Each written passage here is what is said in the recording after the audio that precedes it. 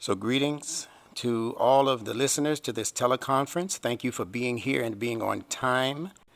We have a lot of great information. This is actually part two of what I began yesterday in speaking to the image of a woman in Scripture, particularly the Bible and the Quran. And segueing just for a moment away from Surah 78 and Naba'at, the great news, that surah is dealing specifically with a focus on duality, a focus on what's called the zawjain in the human affairs in terms of men and women and how we fare with each other, but also duality as Allah has clocked it into created things. So Allah is not only pairing the husband and the wife or the male and the female in that surah, he's also pairing the sun with the mountains, and there are other masculine, feminine, principled entities that are being spoken of right there in the beginning of the surah.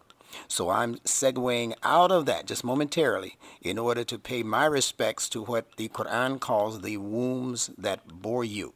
Allah makes it specifically clear that all of us, male and female, are to reverence the wombs that bore us. Now, that's an English translation. What it is saying in the Arabiya is that we are actually to have taqwa for the arham. And the arham, that's a word that is the plural of the word rahm. R-A-H-M, and rahm literally refers to the womb, the environment for conception, for embryonic development, for fetus development, and then for exposure into the outside world once mother is able to deliver. That's what Rahim is a reference to. Allah says have taqwa for that process. Have a special regard that is directly related to the same regard you would have for your Rabb, for your Creator, the one who evolved you, and the one who continuously evolves us through stages after stages of darkness. Because after we're born out of the darkness of my mother's womb, then I have to be put into another environment of darkness called the environment, my home. I don't know these people. I have to learn even who my mother is. So that's another womb of darkness.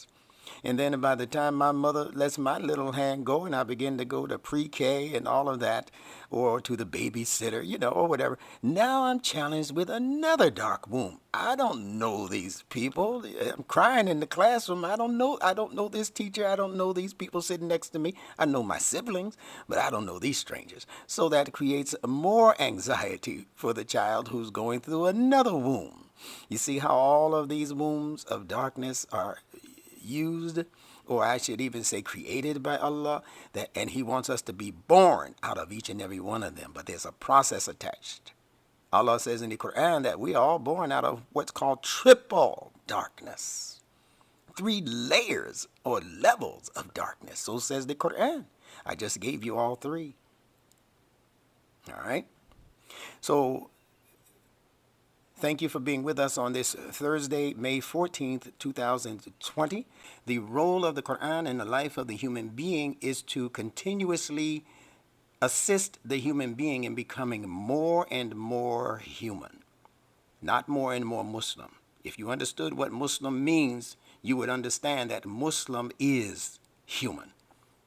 Muslim is the typical true human. Muslim is not a shahada.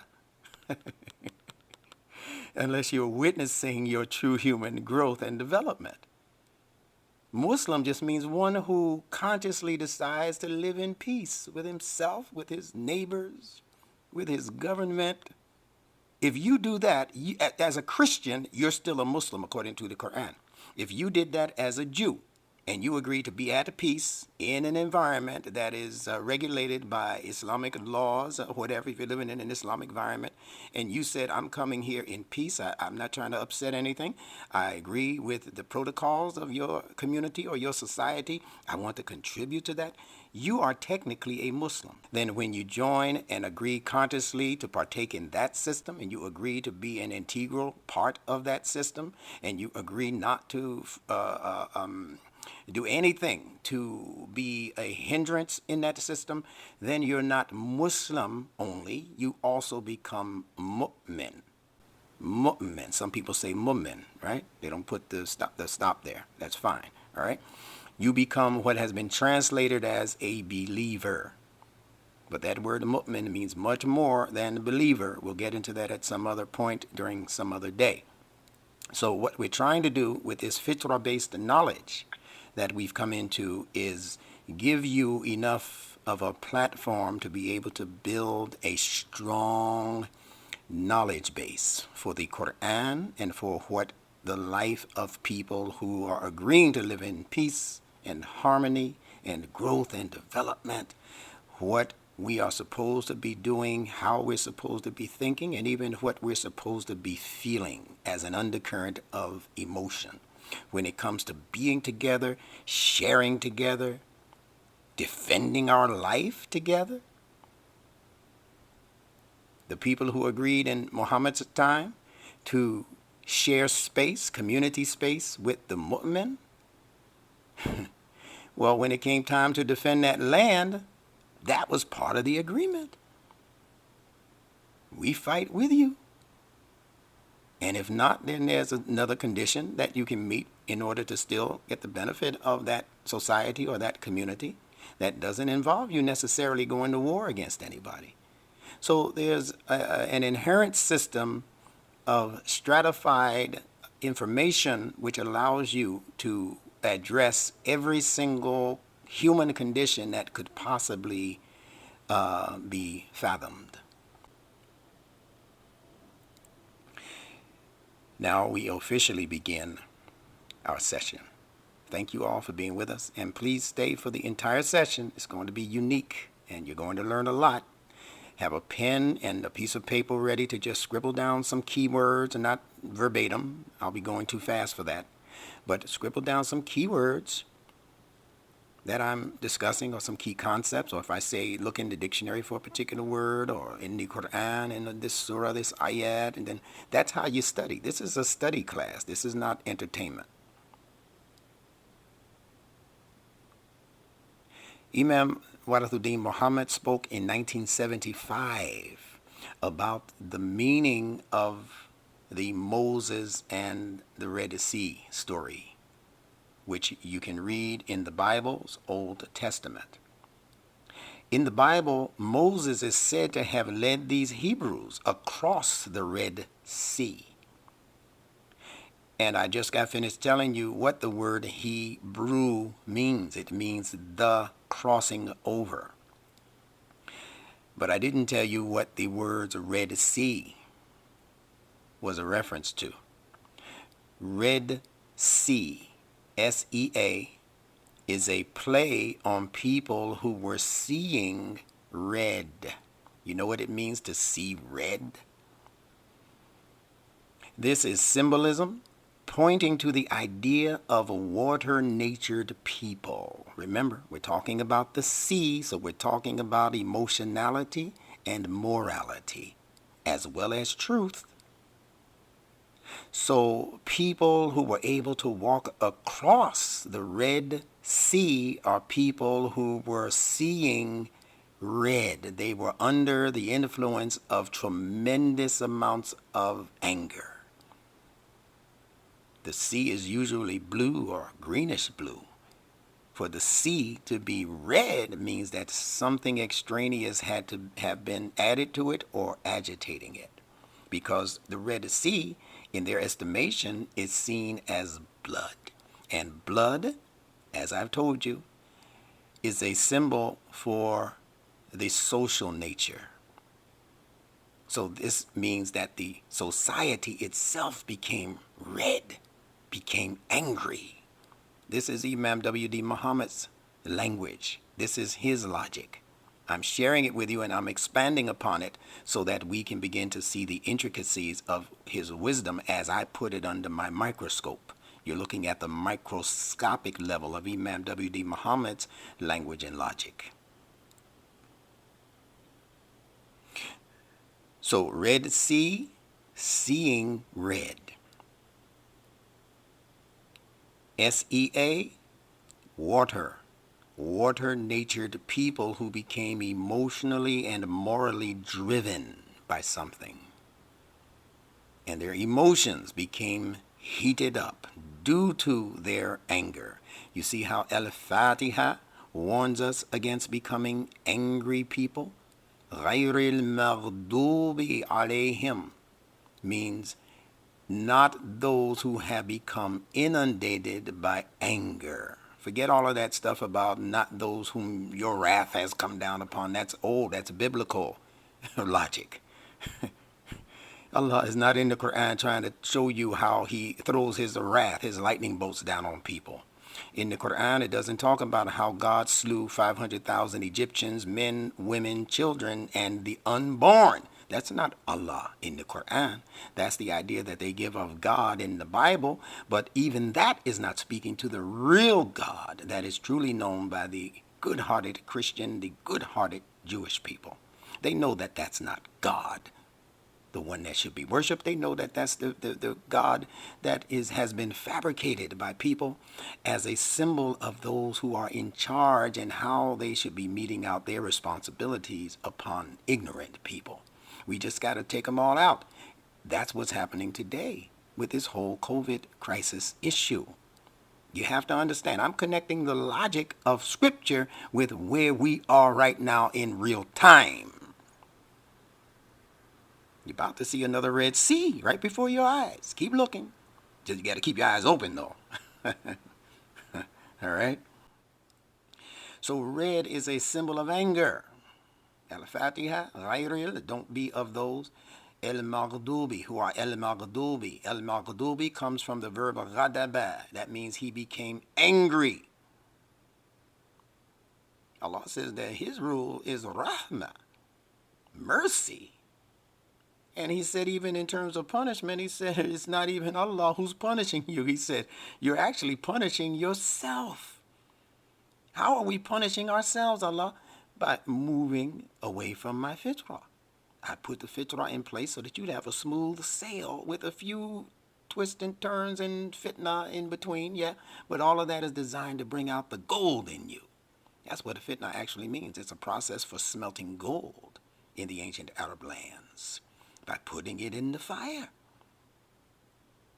The fire serves to eliminate all of the excess and extraneous dross matter that is not a part of the value of the gold. So those things become burnt away, and in that burning process, what remains is pure, solid gold. That's what fitna is supposed to do in the life of the people. That's why Allah says that your wives and your children, not your wives, pardon me, let me correct. It says that your zawjas, your mates, that could be wife or husband, Allah has created them as fitna for you. That's in the Quran.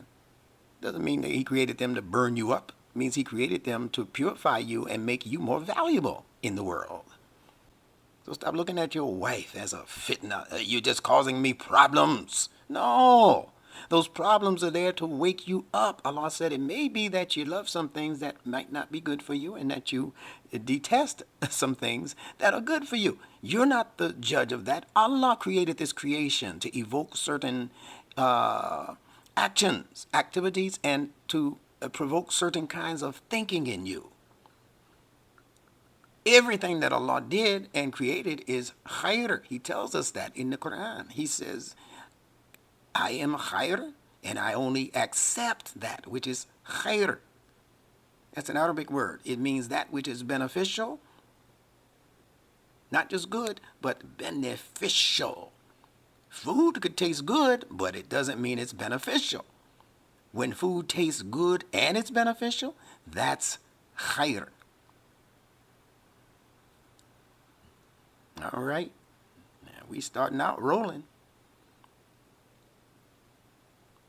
So going back to red being a symbol of anger, Allah says in the Quran, don't be like that. Don't make that your default setting. You have to get angry from time to time, necessarily.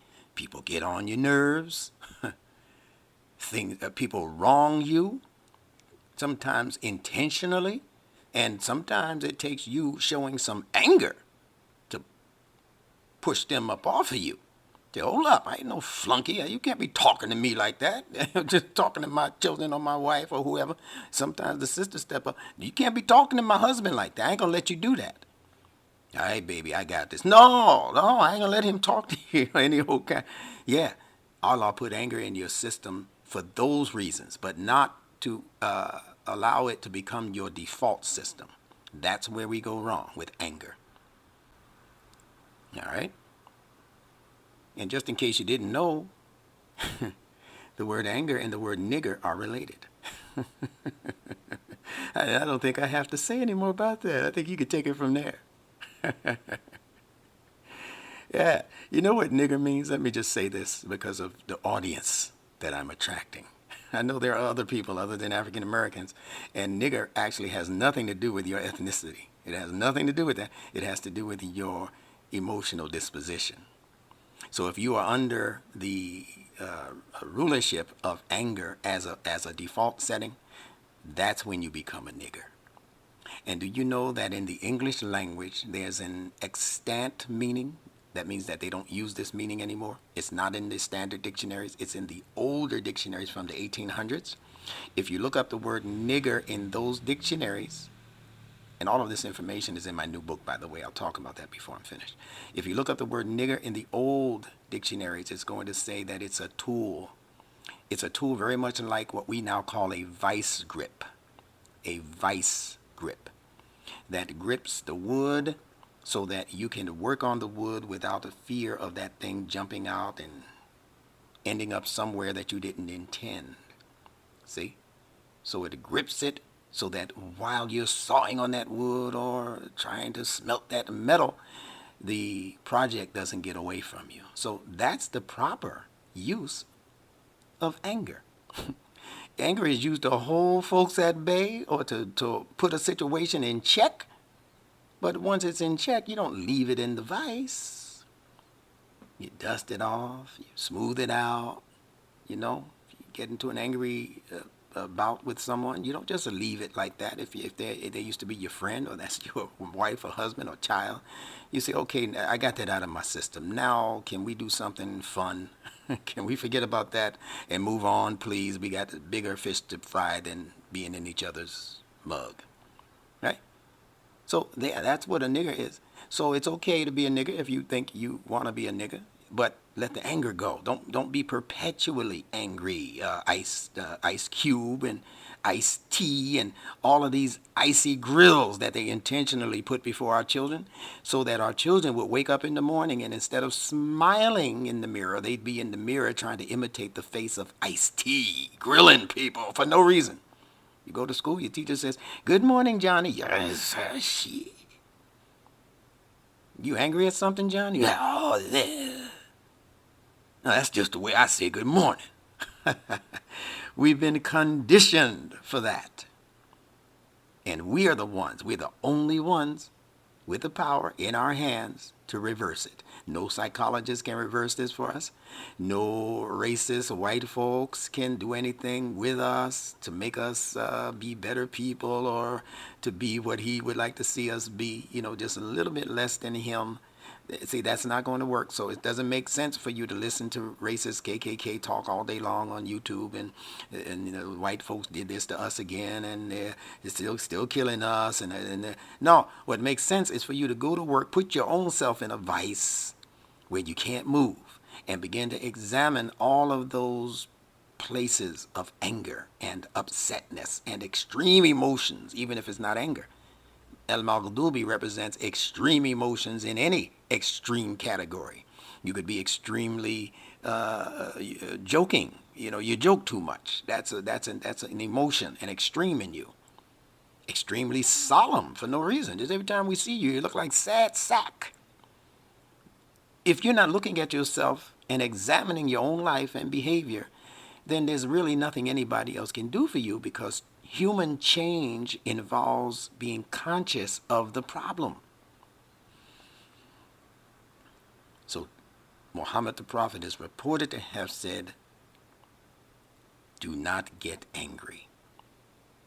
And he said it 3 times because you exist on 3 different levels. Do not get angry. So Moses, he showed his people the way across by providing solid ground. His staff hit the water and the water parted so that they could walk across on solid ground. What is that solid ground? Solid ground in religion, in scripture, represents rational, practical logic. It represents a particular kind of logic that allows you to see your own progress forward, just as if you were looking at one leg in front of the other leg, followed by that backup leg again, and then followed by the other leg again. That's causing you to walk perpendicular and make progress into the road. So it represents that kind of rational application of moral thinking, followed by a rational application of what you have come to as a moral decision. Now, understand also that after Moses was able to take his people across on dry ground, Pharaoh and his army tried to follow them up. And the waters, the bloody waters, the red waters, reconverged and swallowed them up. Imam Muhammad, back in 1975, said that the swallowing up of Pharaoh and his armies by the Red Sea represents what the angry masses did to the leadership, the corrupt leadership of that day and time. They were suddenly converged upon by the angry masses. See, Pharaoh and his armies thought, wow, dry ground, charge, we can get them, charge. We're going to chase after a rational logic and try to present that logic to the masses in hopes of getting them back under our rule. And it wasn't that time. It wasn't that kind of party. So they were suddenly converged upon by the Red Sea, which means that they were suddenly converged upon by the angry masses. Why were the masses angry? Because when you travel down the rational road of logic and you begin to put your emotions in your back pocket so that you can accurately examine what's happening in front of you logically, when you have people like these doctors and nurses and these professionals and these PhD people who are presenting rational arguments against what the media and the government is telling you is going on, and they're saying, there's an extreme thing going on here that's not necessary. See? It's not necessary for everybody to be walking around looking like surgeons. It ain't necessary. We need to do this a different way.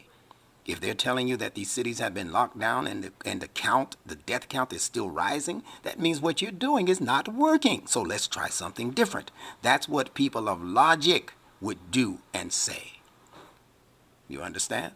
But because they are not under the rule of logic, they are under the rule of emotional manipulation of the masses. It's called subliminal seduction. Beneath, liminal. The threshold. They dig down deep beneath the threshold of your thinking, where your conscious mind can't see them. It's like a person who's a deep sea diver. Once he goes under, you don't know where he's ending up or when he'll be back. That's what they call subliminal manipulation. And they've been doing that with the masses. But for the masses to come out from under that hypnotism that they've established through the use of subliminal techniques, the masses need to begin to examine logic, moral logic. What's wrong with this situation? And how do we find out how to do this thing more better? How do we find out how to do this thing right? Michael said in one of his songs, I told my brother how to do the thing right. Lift up your head and show the world you got pride. Go for what you know and Just a beautiful song called Keep the Faith. Go for what you know and don't let it get in your way. You can be a winner, but you got to keep the faith. See, that's moral thinking at work.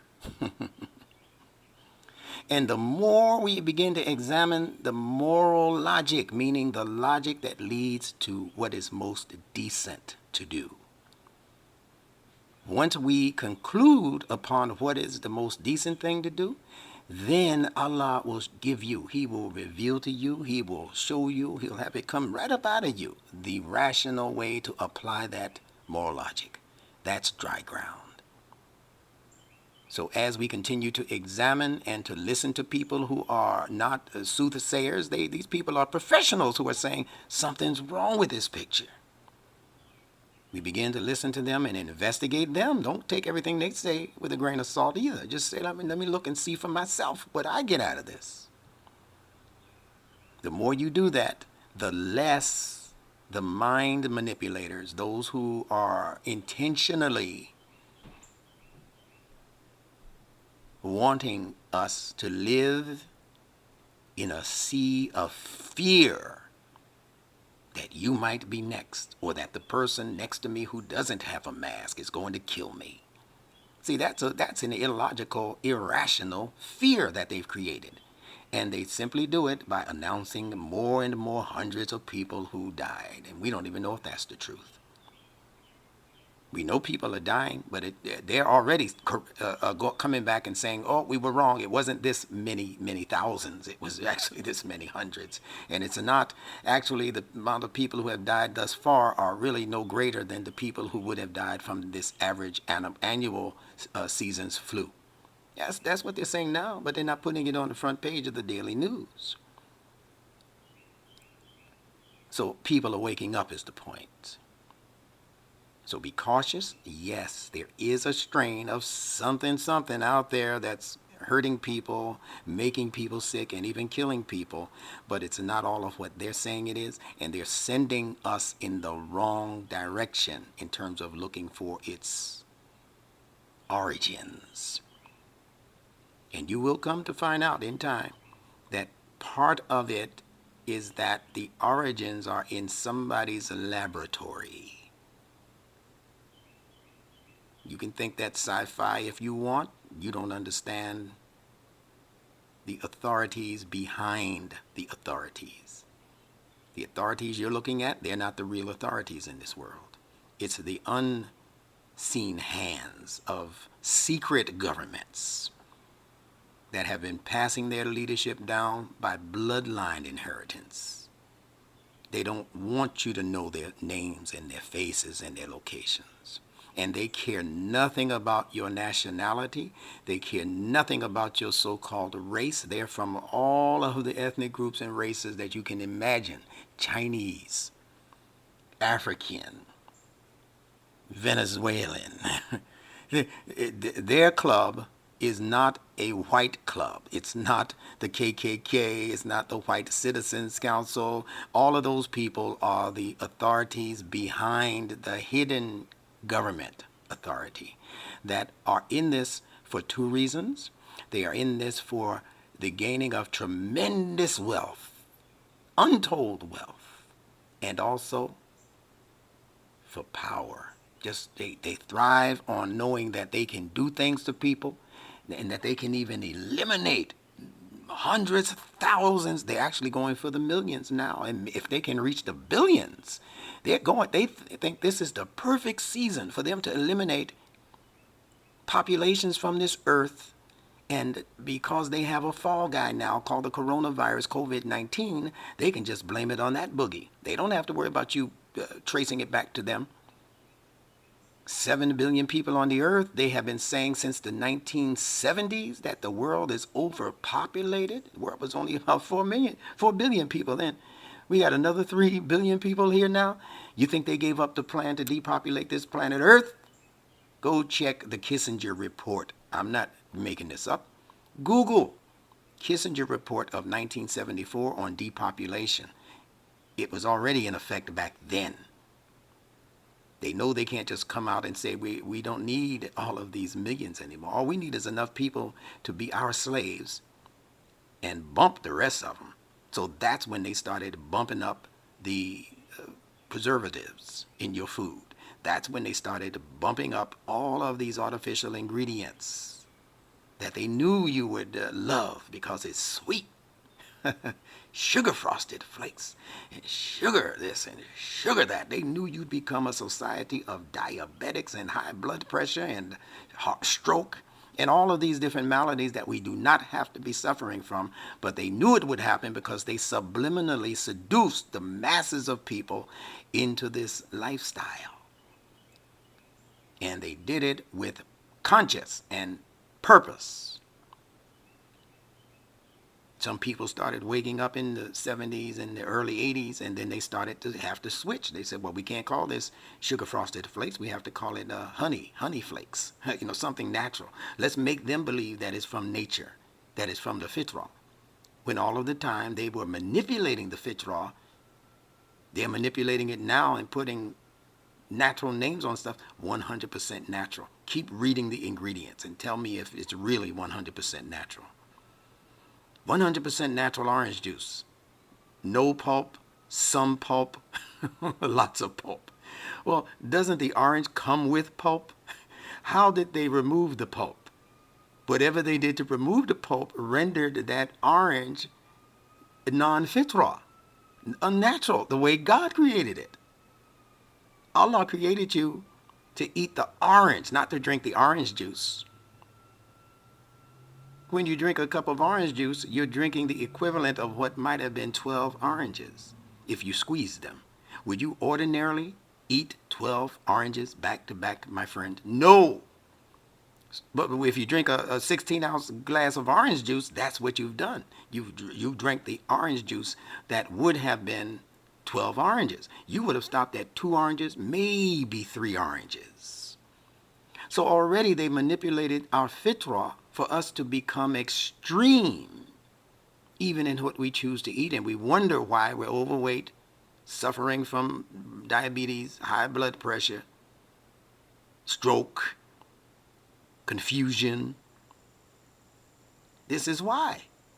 So when the people continue finding out what these hidden hands have done, and that there even is a hidden hand, that the person that you thought you were voting for in the voting booth, you pulled that lever not knowing that the people behind the curtains were pulling their lever. And it's going to be the lever and the people that they choose. You're just exercising. That's how Trump got into office. That's how Bush Jr. got into office. If you just think back, you'll agree with me. The Electoral College, who are these people? They're part of the hand behind the hand. So as people continue to find out about them, in my conclusion on this topic, on this part of the subject, as people, common people, begin to find out after being presented a rational road to travel that allows them to keep their own eyes open and to do their own independent investigation, when they begin to see what these behind the scenes people have been doing and what their true agenda is for the masses in terms of just massive depopulation of planet Earth, blaming it on a disease that doesn't exist in the way they are presenting it. But they're using it, and they will use it. Bill Gates notwithstanding, I won't be satisfied until they have vaccinated every person on planet Earth. That sounds like a madman to me. And then what they're saying on top of that is God is cruel because you're dying from what's blowing in God's air. See, God can't handle this. That's what they're saying. That's a wicked and atrociously arrogant mentality that we're talking about. Imam Muhammad spoke on this mentality. He originally called it a Jacobiting, got other names for it. Stealing the heavenly fire. That was Jacob in the Bible, not in the Quran. That's not Yaqub in the Quran, but that's the Jacob that they created. That's the God that is ruling in much of the Bible, especially the Old Testament. who punishes, because he needs to eliminate people. Numbers scare him. You got all these people on your team. All y'all got to do is wake up to my thing, man, and I'm done. It's just a comparative few of me and my schemers. If y'all ever wake up and decide to just come together for a mere moment in time, we're done. We are toast. They know that, so they have to pull out all of the stops to make sure that your brain never comes in contact with el-haq, the truth, and definitely not in touch with Allah's fitrah. But the Bible says that in the last day, God is going to turn the hearts of the fathers back to the children, and the hearts of the children back to the fathers. Imam Muhammad said the word father in that context means fitrah. Look at the letters. Father, fitrah. So it means, and this is the real God now, he's going to turn the hearts of the fitrah back to the children. Children means innocent people. And he's going to turn the hearts of the people, the children, the innocent people, back to the fitrah, lest he smite the earth with a curse. That's in the Bible, last book of the Old Testament. And it says that Elijah the prophet would initiate this action. I will send you Elijah the prophet. I'm not saying that Elijah Muhammad is that prophet, but he's that type. I will send you Elijah the prophet, and he will turn the hearts of, etc., etc., etc. So didn't the Honorable Elijah Muhammad initiate among us and among the world, whether you realize it or recognize it or not? He's the one who initiated the return to natural foods with how to eat to live. He did that. He said, stop eating this, stop eating that, start eating this. This is better for you. Don't eat the other. He said, brown your rice and don't eat white rice. Don't eat white potatoes. He's told you that. Stay away from the white stuff, right? And he wasn't talking about white people. He was talking about bleached ideas. Ideas that are not being presented in their true picture. Ideas that are being whitewashed. Mr. W.D. Farad, his teacher, and the Honorable Elijah Muhammad, they were much smarter and much swifter than you give them credit for. But they knew who they were dealing with in dealing with our people, and that we needed time to grow. That's why Elijah Muhammad called us a baby nation. And he said, I'm not here to teach them so much religion. He said, my job is to save the baby from the fire. He said, someone will come and teach them Islam later.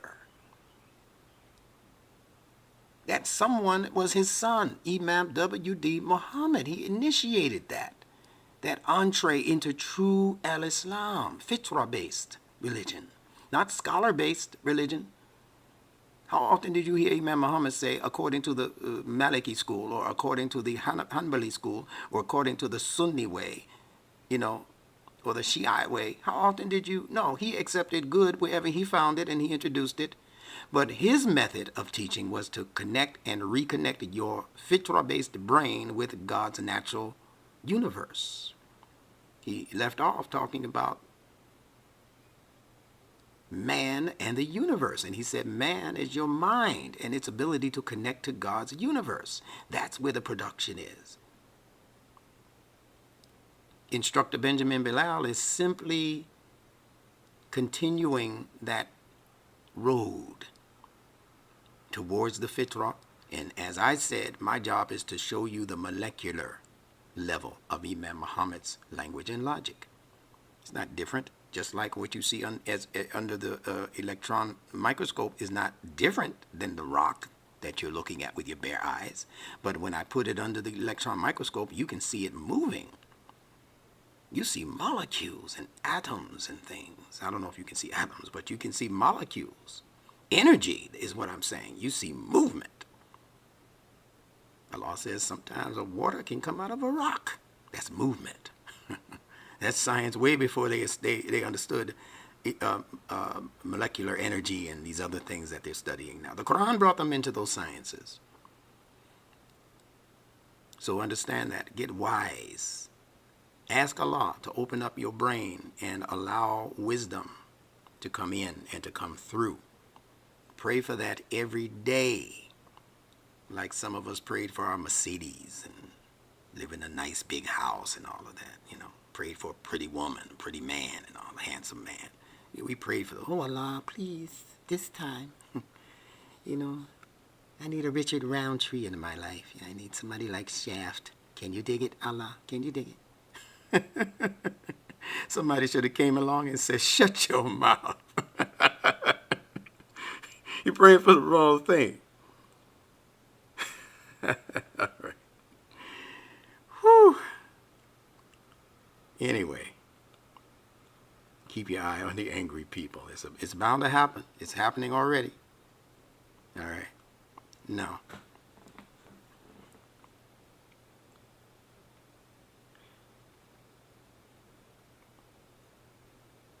when the masses find out this ultimate truth of what this false, self-appointed, fake government is doing to them, they're going to, in the words of Parliament Funkadelic, they're going to tear this mother out, end quote.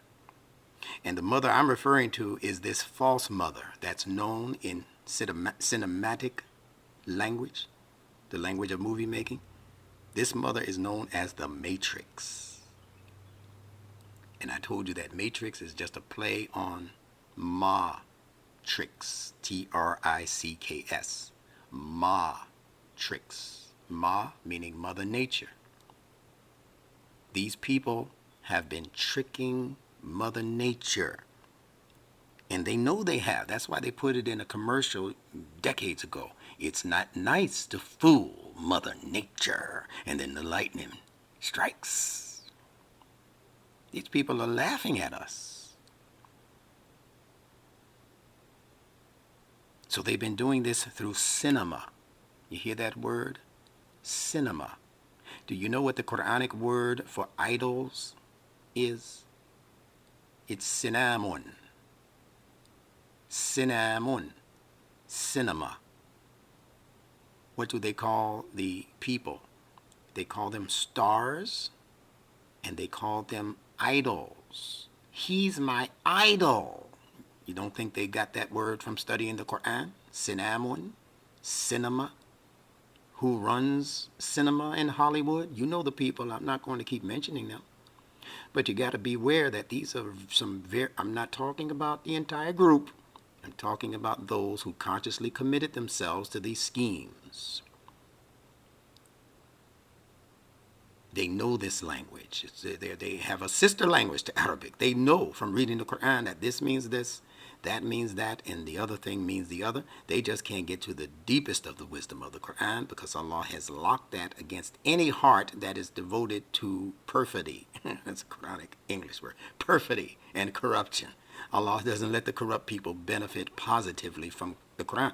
Allah says with this Quran, Allah guides, and with it, He also leads astray. But He said He doesn't lead any astray unless they have a will. If they have a will to go astray, the same Quran will lead you to hell, as some of these Muslim nations who refuse to use the Quran in the way that Allah designed it and believe that Allah needs help from the words of people in history. If they don't have those words, those hadiths, those sayings, those seerahs, those stories, and all of these auxiliary pieces of information, they can't understand. They say you can't understand the Quran. You need all of this, but the Quran itself says you don't need all of that. And if you did need all of that, then I wonder how the Muslims in the first 200 to 250 years were able to live their Muslim life, because there were no written hadiths as such back then. There was only the Quran. How did they make it without Bukhari, the Russian Bukhari? How did they make it without the one called the Muslim? The ones who compiled these sayings, went from person to person to person to person, compiling. Please, people, if you're listening, don't send me text messages while I'm teaching, please. It's disturbing. I'm looking at these texts and it's people who are supposed to be on the line. Don't do that. That's disrespectful. All right.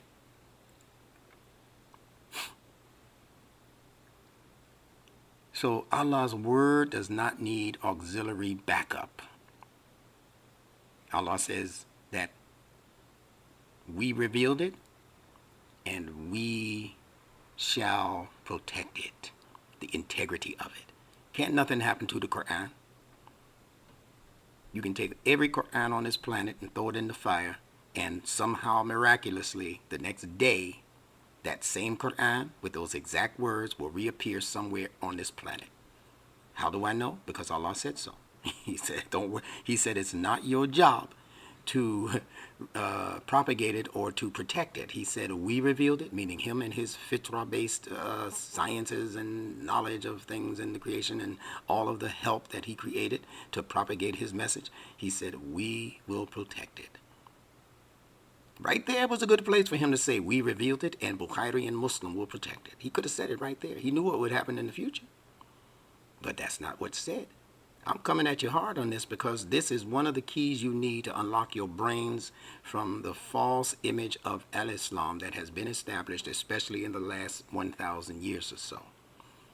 When they robbed you of your essence, they robbed you of your ability to understand the letter system of Arabiya, fitra-based Arabiya. And therefore, they rob you of the ability to read independent of their tutelage. You have to go to them now because they are the ones who established the platform upon which you are to learn your deen. And if you don't go through that door, they'll tell you you'll never learn the Quran correctly until you come through this door with all of this auxiliary information attached. You need that in order to understand your deen. And if you don't have it, then pity on you. You'll never know Islam. And you're hearing that from people who told you that the name of this deen was Islam. They already truncated it by taking off the definite article. How are you going to trust them after that? You trust anybody who comes to you and says, "Hey, your God Rahman says," wait a minute, buddy, my God is not named Rahman. You talking about Ar-Rahman? You can't just take off a definite article from my creator. Well, how you let them take off the definite article from your deen? It's al-Islam, not Islam. Islam is your personal thing. Al-Islam is universal and cosmic. So if we let them rob us of that in history, from whoever the scholars were who decided to be too lazy to back that up or to fight for that, fend for that, then what else has been taken from us that is our rightful property? Deep subject I'm discussing. I'm going to get to the women in a minute. I'm creeping up on them, but not from behind. I'm creeping up on the ones who are trying to hit them in the head and take their pocketbook. Those are the ones I'm after.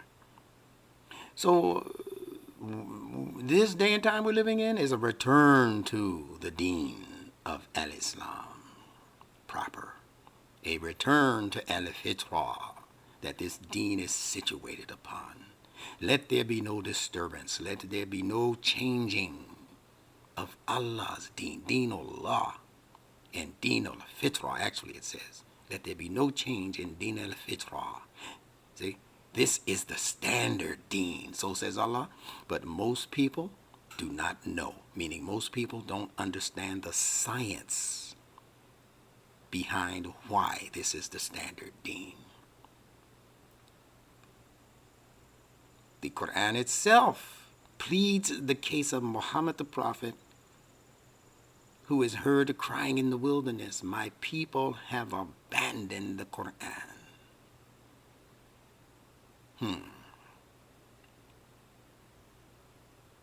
We're talking about the same mind that in history said, we're going to erect this crescent, this star and crescent as the national flag for our country, and we're going to encourage other Muslim nations to do the same.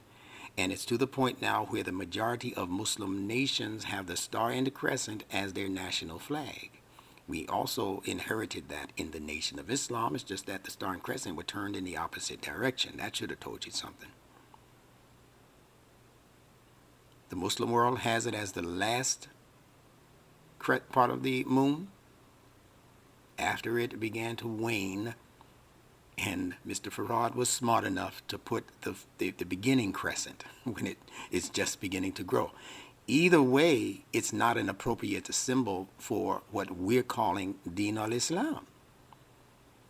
Muhammad the Prophet never had any star and crescent either direction. He didn't have that. He knew nothing about that. Muslims began to do that in response to their skirmishes and their outright wars with Christian nations during the Crusades. They said that they're coming as Christians with this dead body on the cross that they call Jesus the Christ. Well, we have to come with a symbol of life.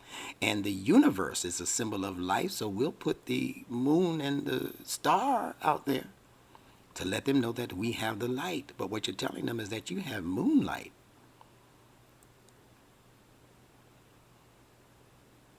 Not real light.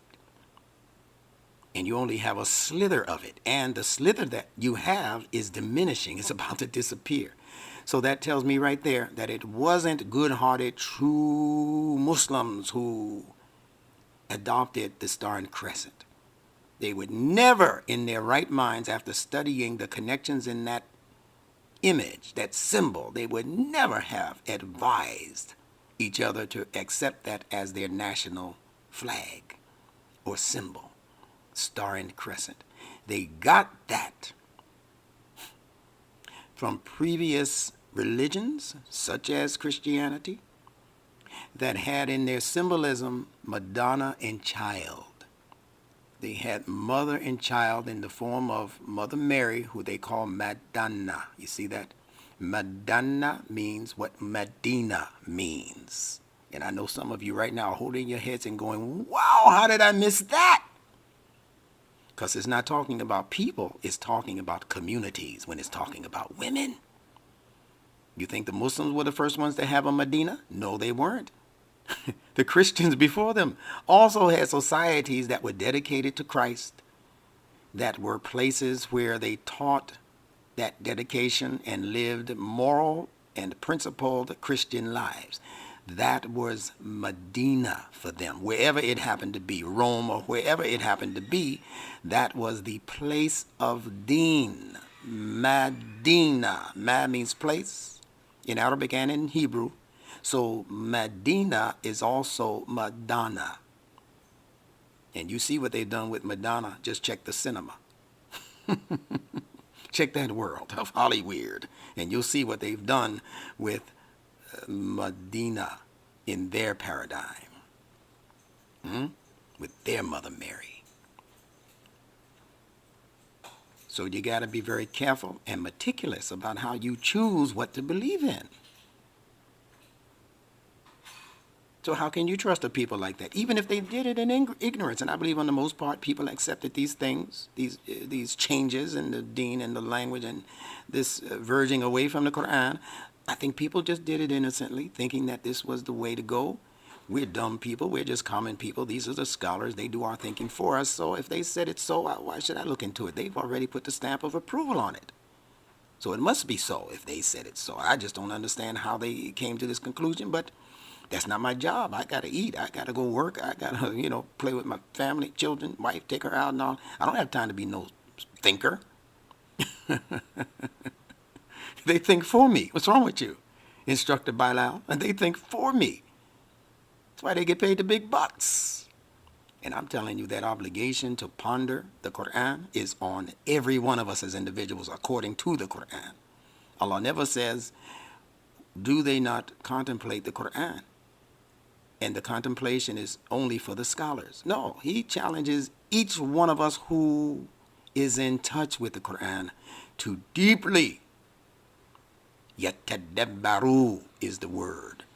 That means that those who dabbara, those who dig deeply into it, behind it, to the sides of it, beneath the surface, above it. You're supposed to be taking the Quran and giving it the ultimate test of whether it's right or not, whether it's truth or not. You're supposed to compare it with what came before.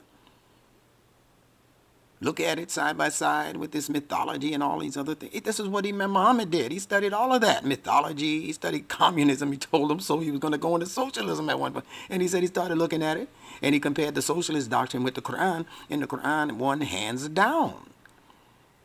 That's a natural man. What's wrong with us?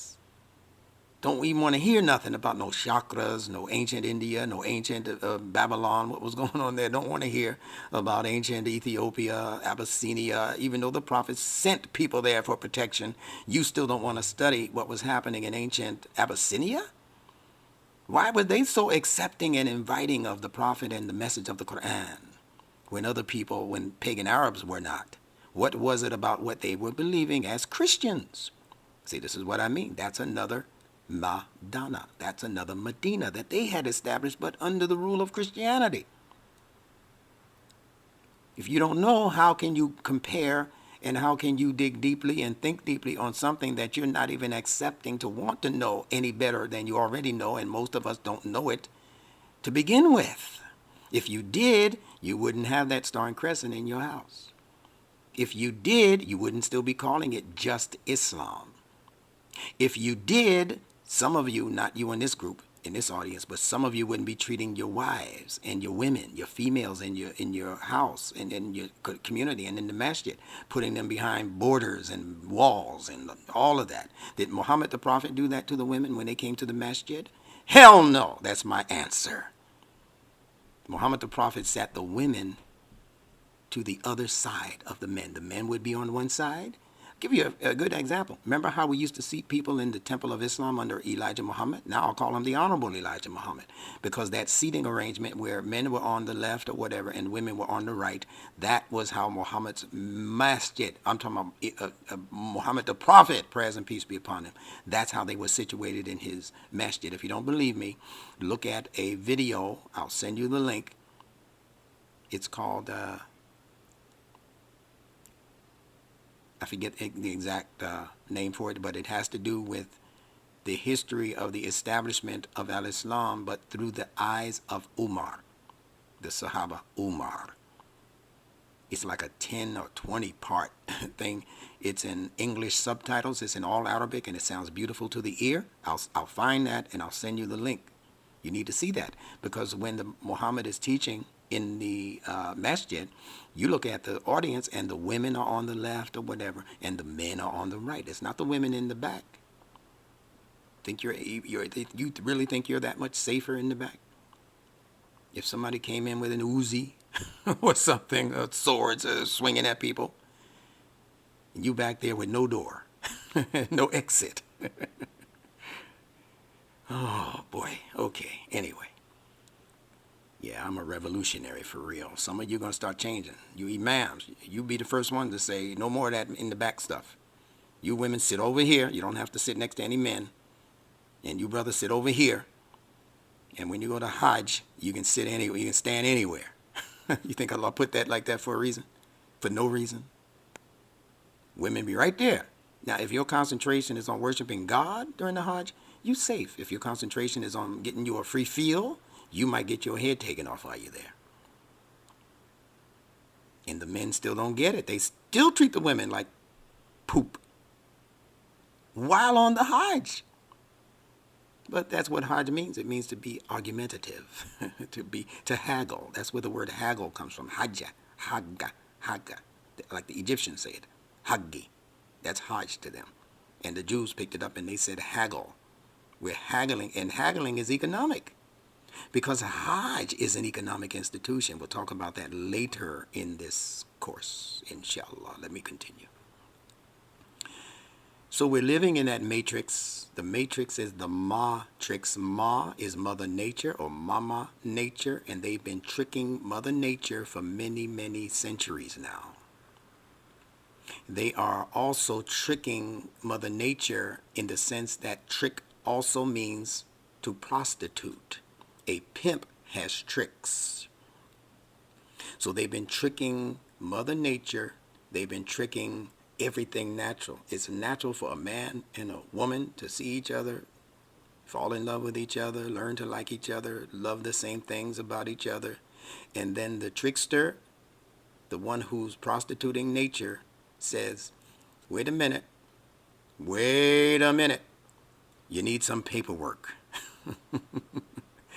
Now, societies of primal times, they knew that if I'm living in a community context, that I should have a contract. They knew that. Because if things get away from people, agreements and whatnot. So these are natural developments in communities of people that have sense. But the government here says, no, we have to approve that relationship. Now, see, that's what makes that different than a nikah. Because I don't need you to approve me being with this woman, or approve her being with this man, or her father has to agree based on how many camels and sheep and goats and stuff that this man has. Oh, he's poor, he can't marry my daughter. She needs somebody with something in his pocket. See, Al-Islam put an end to that kind of foolishness. Or he's not of this tribe. He can't marry into my tribe. The bloodline. Hey, man, the bloodline. Al-Islam put an end to that foolishness. You got circumstances in common. You're agreeing to live this Muslim life as a believer in the Quran, in this mission. Yeah, you born for each other then. Care how dark you are, how people don't want to marry people marrying because they dark. They got African blood and all that, so we don't have that. And we don't want to. And that's foolishness. That's what Al-Islam came to do away with. Anything artificial. So you can't just let the government tell you who you can marry, and then you got to go back to the same government to get a divorce. What sense does that make? And you're going to a government that does not have God as the real one that they're trusting. They trust the God they're talking about. When they say in God we trust, it should be clear to you that their God is the money that is printed on. See? So don't think because it says G-O-D is talking about A-L-L-A-H the way you know Allah subhanahu wa ta'ala. So they've been prostituting nature and all things natural. You get married under this artificial system, and now your wife gets pregnant. She goes to the hospital to have her baby, and they say, lie on your back and push. Does that make sense? The older people amongst us, the African, the Asian who had sense, it's only the European Western who introduced this idea of laying on your back to have a baby. Everybody else knew to tell that woman to squat. In fact, they didn't have to tell her. Look at Roots. When Kunta Kinte was being born, or whoever it was, whatever, maybe I think it was his mother being born, she squatted immediately. Because gravity works with the woman when she's in the position of squatting, and it makes it easier to deliver. Why would you want to deliver a 7-pound creature working against gravity? Now you got to push 3 times as hard for the baby to come out. You wonder why the cord is all around the neck and all, because you're doing it wrong. And some of these places have figured it out. They have midwives, and they say, no, some of them will say, get into this tub of water, right? And that will help facilitate and alleviate some of the pain. And so, see, there's the hearts of the fathers back to the children. The hearts of the fitra back to the innocent people. That's what Allah is doing right now. So a lot of people are waking up to this, and it's just a matter of time before enough people, a sufficient number of people, wake up and topple these tricksters.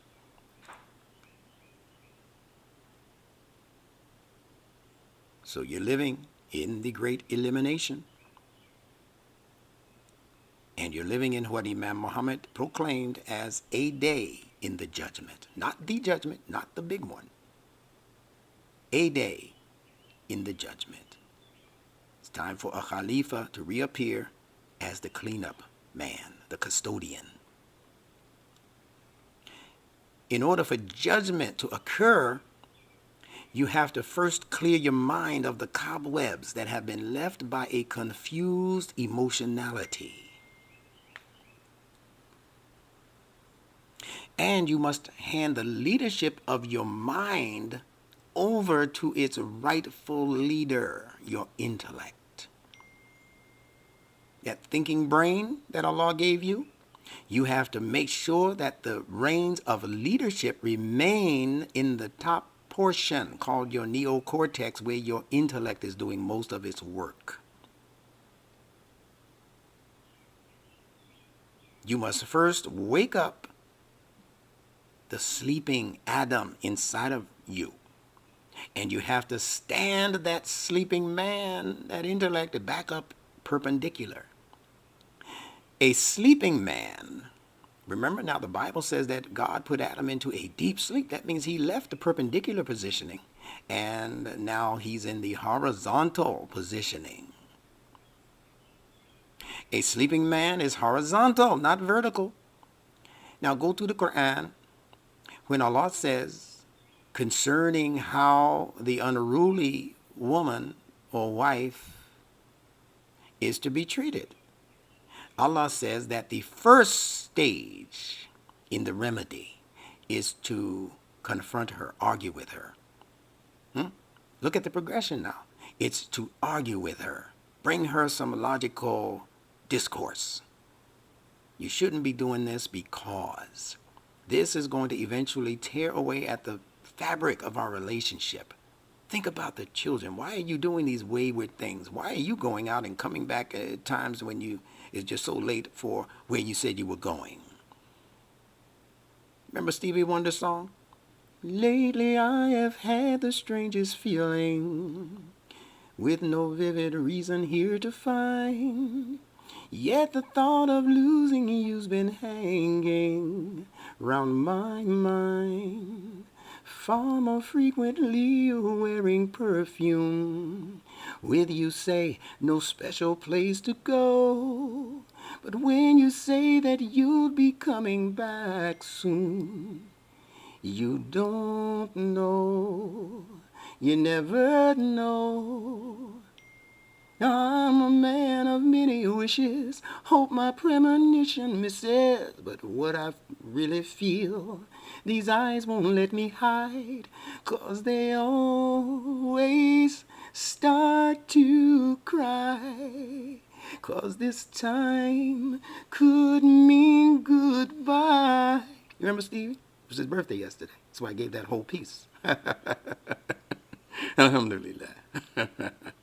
I'll get takbirs for that later when we open up. But that's what it's talking about. This wayward thing in you, this wayward emotion that ain't supposed to be doing what it's doing in you. Listen carefully. Argue with them. That's the standing position where you're face to face. Even if you're arguing with somebody and they're laying down and the argument begins to progress, don't you know that that person will naturally sit up if they're arguing? It doesn't feel good to argue with intensity while you're laying down horizontal. So they're going to put their feet on the floor and say, wait a minute. And if you keep arguing, they're going to stand up and get in your face. Hold up. No, you can't just be talking to me like that. I'm sorry, that ain't happening. You understand? So they'll even go from horizontal to sitting up. And if it gets intense, they're going to stand up and argue in your face. So argue means that you should be standing on two legs. What did Imam Muhammad say the two legs represent? Moral and rational logic. That's what you're arguing. You're not arguing about feelings. You're arguing about real stuff. If you keep doing this, this ain't going to work. We can't be together. See? Standing on two legs. How do we know arguing is standing on two legs? Instructor Bilal is he's going to do a magic trick for you now. I'm going to show you how argue is related to the word for what Allah uses to talk about men in that ayat. He calls men arijal. I know you can hear it already. Rijal. That's rajim. Look in the word argue. R-G. Argue. Argue is related to those who are in charge, that are trying to take control and trying to keep things civil. Because argue is related to the word regulate, those who regulate. That's why they're called rijal. They are the regulators over the life because they are charged by God with keeping the atmosphere regular. That's why a king in India is called a Raja. Any position of authority that is allowed to make the proper decisions because they are looking at it from a vantage point that the other people cannot achieve for themselves. The man is out and about, he's in the society on the most part. We know things have changed, but he's out and about and he's able to brush elbows with people and negotiate and haggle with people. And he's doing that so that he can have something sufficient to bring back to that family. But if he comes back to a family and the woman is doing all kinds of tricks and turns and not paying attention. OJ's had another way of saying it. They said, your body's here with me, but your mind is on the other side of town. You're messing me around. See, we've been singing songs about this stuff and not knowing that it was Quranic in its context. So you don't do that. So Raja, Rijal, argue, regulator, regular, all of that is related to the same concept. I'm loving this and I'm feeling y'all knowing that this is love. So you argue, you're standing up on two legs to do that. You're standing upon principles of moral and rational logic when you argue. And then it says that the next thing to do, refuse to share the bed. Isn't that something? So when Allah says that the next part of the remedy is to refuse to share the bed, it means that your intellect, all of that moral and rational collection of information that you've acquired, don't let that, refuse to let that logic lay down on the level of your wayward emotionality. I hope y'all caught that. This is all happening inside of each and every one of us as individuals. Allah is giving us a layered context to deal with in the Quran. Doesn't mean just one thing. It's not applying to just one level or layer. He's giving us information for how to handle our own individual psychology, meaning things that are happening in our own intellects and emotionality. And then he's giving us information on how to handle it as a couple, male and female, married to each other, dealing with home life and all of that. And then he's got multiple levels. And I'm telling you, I'm dealing in detail with all of those levels in my new book called Beating the Women. Is that really in the Quran? On sale right now, going out into the mail as we speak. Whew, when you get that one, my goodness. If you open that book up at 2 in the morning, I expect a call at 2:15 a.m. Don't do it, but you'll be thinking about it. Text me. Because it's gonna get you like that. Man, oh man. That's going to switch and shift all kinds of paradigms across the Muslim world and across the world, period. Trust me when I tell you that.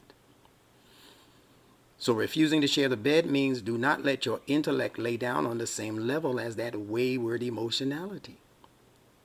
Continue to argue with that emotionality. That thing you know you're not supposed to be doing. You're not supposed to do that. So don't do that. Stop doing. You did it once. All right, be done. Apologize or repent or make tawbah or astaghfirullah, whatever you got to do. But then do not return to that deviant emotionality or that deviant emotional thought. Tawbah is a word that means that you've repented and have not gone back to that thinking and behavior. If you went back, you did not make tawbah.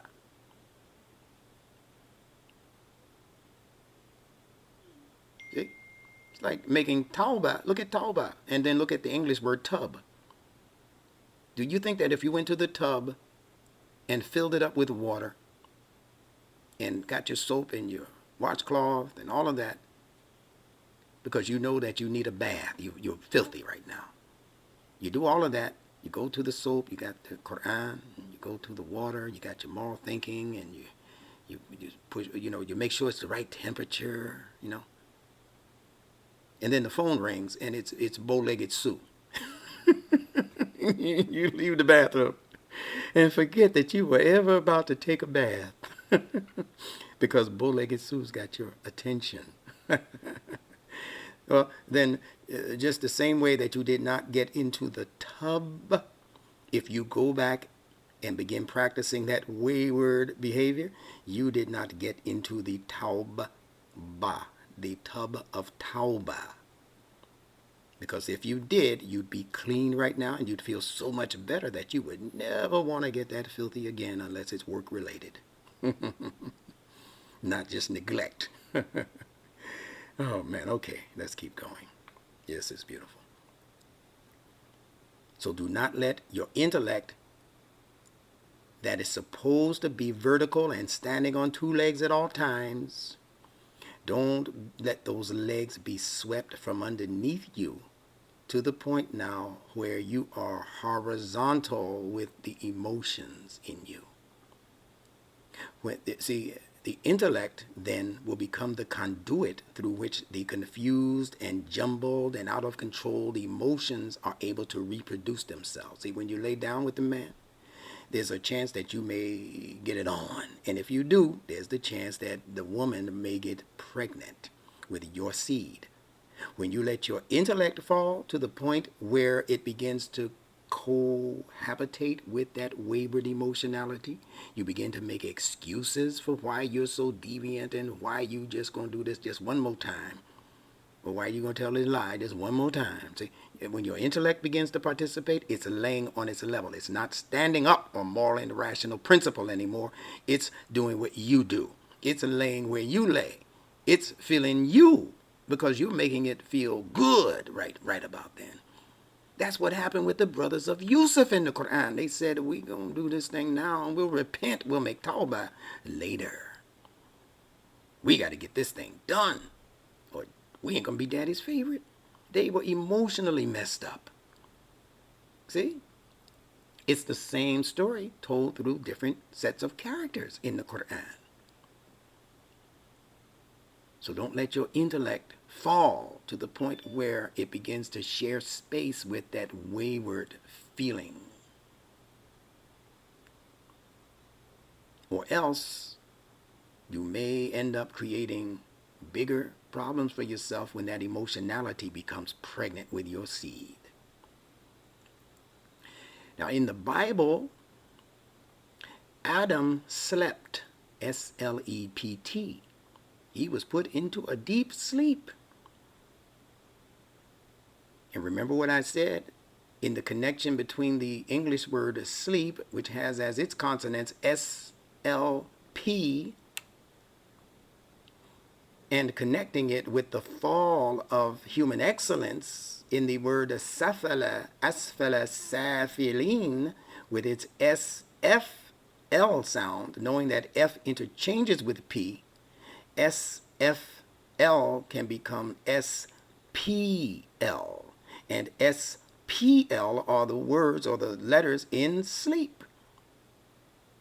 They're just interposed. S-L-P, S-P-L, same thing. S-F-L, same thing. Safala, asfala, safilin, the lowest of those things considered low. And S-L-P is also in the word for slip. So in the Bible, Adam slept. But in the Quran, Allah only says that Adam, in the Bible, he slept. In the Quran, he only slept. So what's the difference? When you sleep, you're taken totally off your two legs of moral and rational logic. And you go into a REM state. You don't even know what's going on socially anymore. You're not paying attention. But look at the difference. When you slip, you're taking off your two legs also, maybe, but not sometimes not even totally. You slip and you catch yourself, or you hold on to something or somebody, right? And the mind reacts to slipping much differently than to sleeping. Sleeping, the mind gets comfortable with that. I can dig it. Hey, it's time to rest. But when you slip, because you're still socially aware, and especially if somebody saw you slip, that bothers you so much that you, oh my God. Sometimes it hurts more that people saw you slip than the fact that you slipped and hurt yourself. Sometimes you'd be down there laughing because you know how embarrassing that was, right? Hey, man, I slipped. Can you help me up? Or, hand me that so I can get back to my equilibrium. I'm supposed to be vertical. I'm not supposed to be down here wallowing with these low creatures. Huh? So Allah says, Adam slipped. And the word for slip in the Quran, when Allah mentions that, is related to the word for earthquake. Zalzal, the word for earthquake. Because that thing that made Adam slip was related to a movement taking place in his heart. The earth is heart. It was taking place in how he was trying to divvy up his concerns and figure all of this new stuff out and name all of these creatures and all of that. He had a lot on his heart. So he went into a little bit of defibrillation or afibrillation. AFib, they call it, afibrillation. When the heart is not kind of beating exactly in the motion and with the count that it was created to beat with. So that's Adam's AFib moment. Now, I'm coining that. You can borrow it for your khutbah, IMAM.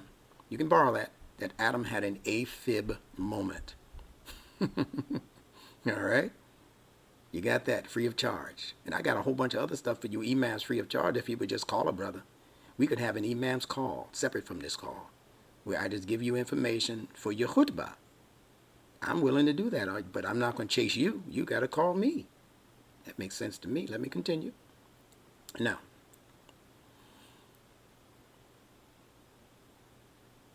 so when Adam slipped, he was only temporarily removed from his moral and rational activity. But when he goes to sleep, then the heart has to take over. See? When you go to sleep, your brain is inactive as a conscious tool.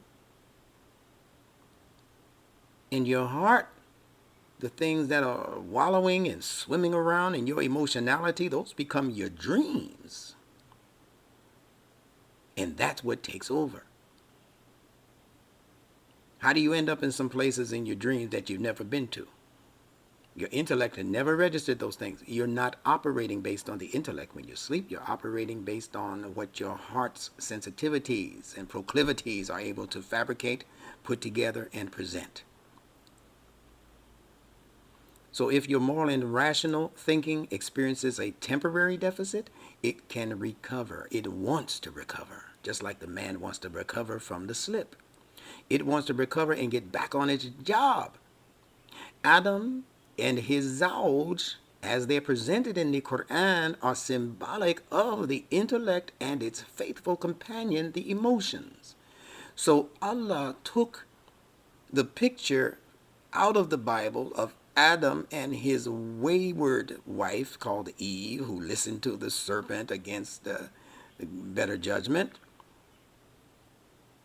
And he dusts off, he recreates that mate of Adam's in the Quran who's perfectly innocent of that crime or of that neglect or of that ignorance.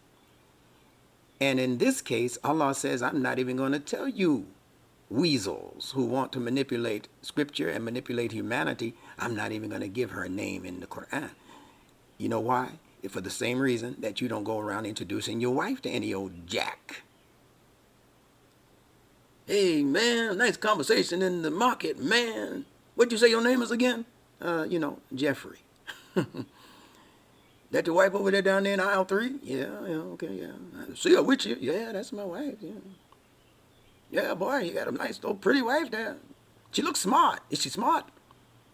What's her name? Now, see, when you go that far, I'm ready to knock a vice out. Remember what we said the vice was named earlier, right? I'm ready to knock one of those vices out. You start talking about what you need to know her name for. So that's exactly what Allah is saying in the Quran. What do you manipulators need to know his wife's name for? So you can manipulate her again? No, you don't need to know her. You only need to know him. That's why we're not called the children of Adam wa Hawa. We're called the children of Adam. That's enough because what's in Adam accommodates both sides of the coin.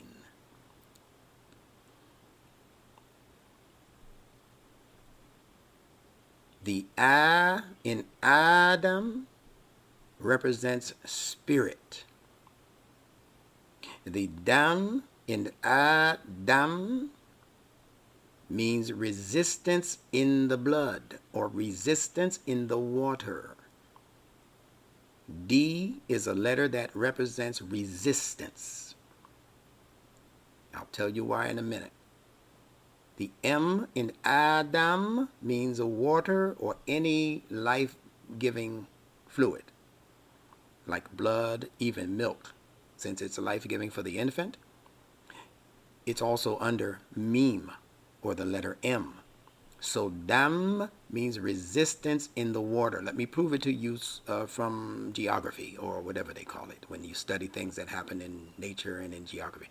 If you create a dam, what happens to the water that enters that dam? It gets trapped off. It gets to the point where you can filter the amount of water that you want to come out of that dam or out of that river that meets that dam.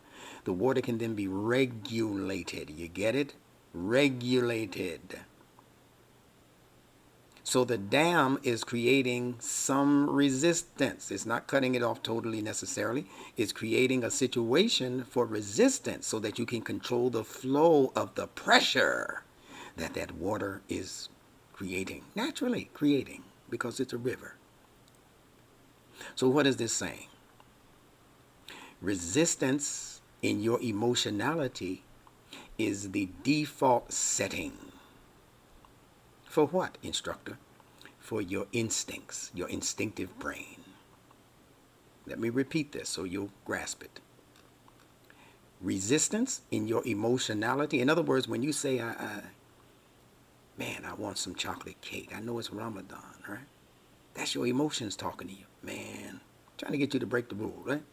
I want some chocolate cake now. And the intellect steps in to say, I don't even think I need to get into this argument. I think you can handle this yourself, Mr. Hart or Mrs. Hart. And your heart then says, it corrects itself. It's self-correcting. It's like the earth is self-correcting. Your heart says, no, if anything, I'll wait until time to break fast before I do that. So the emotions are showing a natural resistance. See, that's them. It's showing a natural resistance. When you say, like, man, I miss going to those Friday night gigs, man, them parties and stuff, man, but I know I'm not supposed to be into that anymore because there's a lot of vulgarity, there's a lot of nudity, people dancing almost naked. I love the music, though, but man, if they could just keep some clothes on. That's your emotions talking about how you love that set, but your emotions also that can become educated because of its contact with your intellect and its decision making. Your emotions can actually become intelligent, and it will be your emotions that say, nah, I ain't gonna like that feeling. I ain't doing that, right? So you have lower emotions and you have higher emotions. Lower emotions in the Quran are called an-nisa, and they need to be properly regulated and maintained. But there's a higher emotional woman in you called mara'ah. We haven't gotten into that yet. We will before Ramadan is over, before these sessions are over. She's called a mara'ah. That's the real woman. That's the one who understands her responsibility, and she is regulating over the higher level emotionality in the person. When you read about the one called Maryam, you're reading about Mara'at.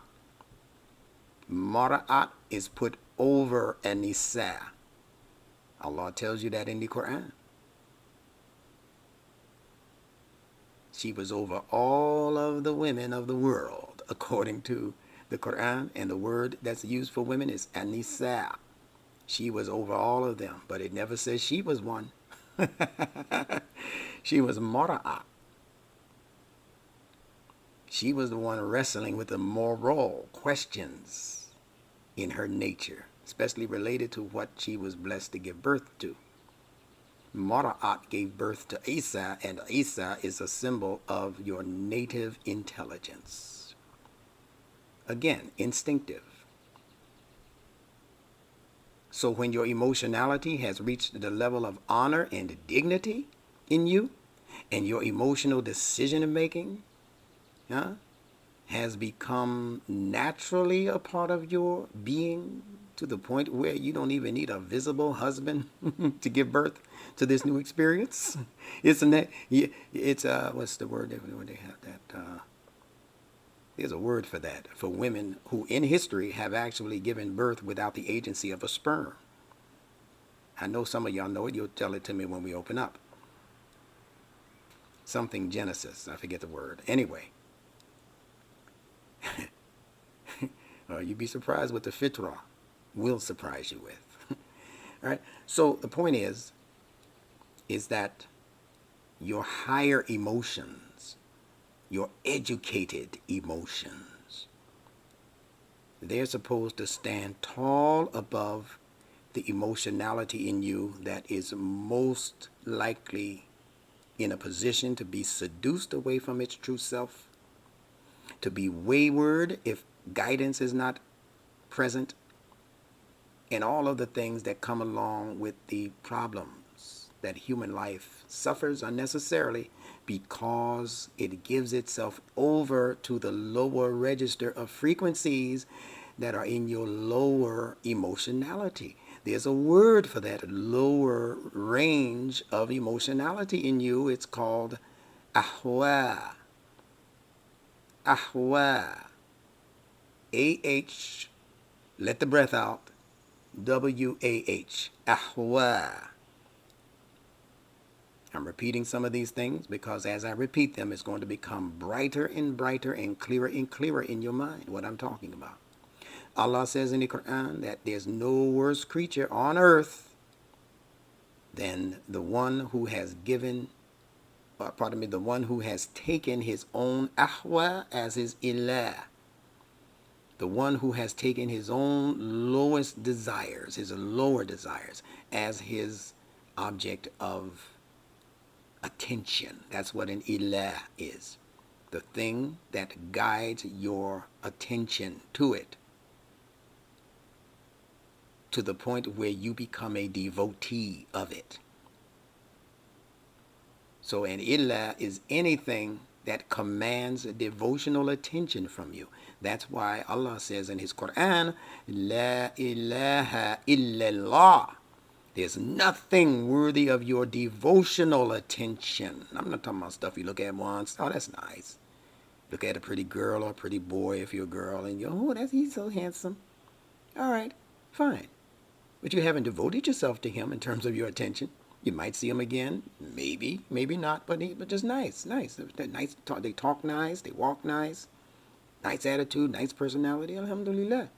But now if you go chasing that against your better judgment and you begin to devote unusual kinds of attention to that, I know he appears in this store every day around 3 o'clock.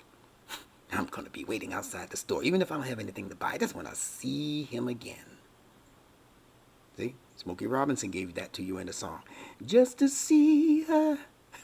he just want to see her and hold her in his arms once again. He don't want to marry her. He just want to see her. See, that's ilahun, a thing that you've given irregular amounts of attention to. See, you can never give too much attention to what Allah gives to you as guidance. That will never harm you. But if you try doing that to anything that's not Allah, you're going to hurt yourself. Even if it's your children. Keep giving that kind of unbridled attention and devotion to your children, they're going to hurt your feelings one day. That's a fact. I don't care who you are. They're going to hurt your feelings because you put them on a pedestal like you should have put God on. Ain't no two gods. Give that attention to Allah subhanahu wa ta'ala and give everybody else the attention that they deserve on the level that they are on. See? All right. So let's get through some of these letters now as we continue our subject for the day, how women are seen in Scripture. So we're talking now about resistance in your emotional self and how that resistance actually represents your default setting.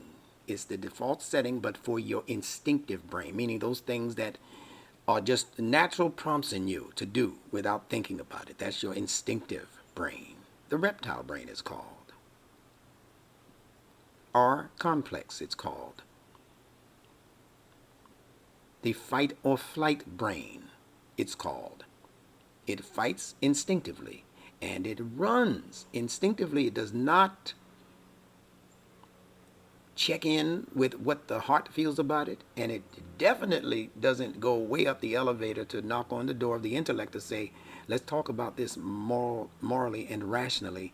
Let me see if I really need to run from this fire that just started in the basement. No, your instinctive brain kicks in. Man, find a hole, get some water, or get out of here if it's too big. We got to get out of here. That's your instinctive mind. It doesn't wait to see how you feel about it, and it doesn't wait to see how you think, what you think about it. It just acts because the instinctive brain, the reptilian brain, has been created to make sure that you are presently safe and secure. See?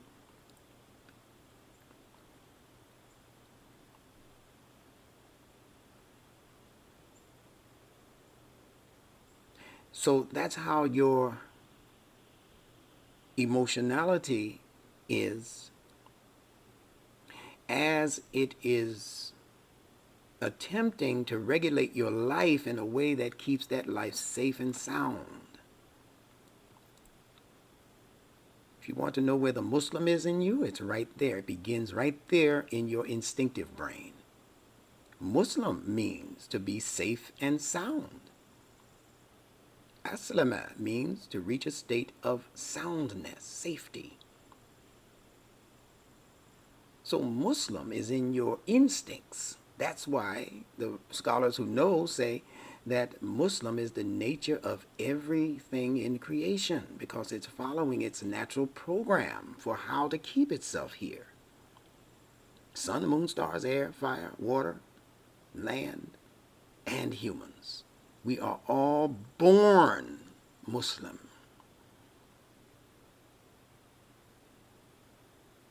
So it begins in your instincts. You should be instinctively Muslim. But the Quran comes to graduate those instincts so that those decisions that your instincts would normally be in charge of have now been supervised over by a moral and rational process. I hope y'all are understanding me. You're not only to remain Muslim instinctively, you're to be Muslim consciously. That's when you get the capital M. You see? You got the small m just being born. When it comes into the conscious mind and you begin to take these things on as conscious responsibilities, then your Muslim nature takes on a capital and you're ready to graduate up to mu'min. All right.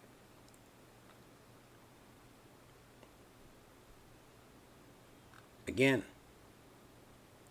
resistance is clocked into your emotionality, and it is the default setting for your instinctive brain. Now let me scoot back over to Bible Genesis, where Adam was put into a deep sleep, which allowed this serpent to cavort and influence Eve.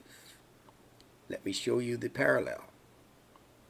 Adam put into a deep sleep means your intellect not being consciously active or aware of things. When you are not actively seeking to know things, to be aware of things, to supervise over your life, then your life falls to the next leader in charge which would be your emotionality. If your mind is put to sleep, then you can only feel things because you can't know things. That's why people say, I don't really know what to do, but I can tell you what I feel about it. Right? But when the mind is not working, when the intellect has been put into a deep sleep, then your emotionality, that's the woman in you. The intellect is the man in you, the rijal. The emotions is the nisa in you.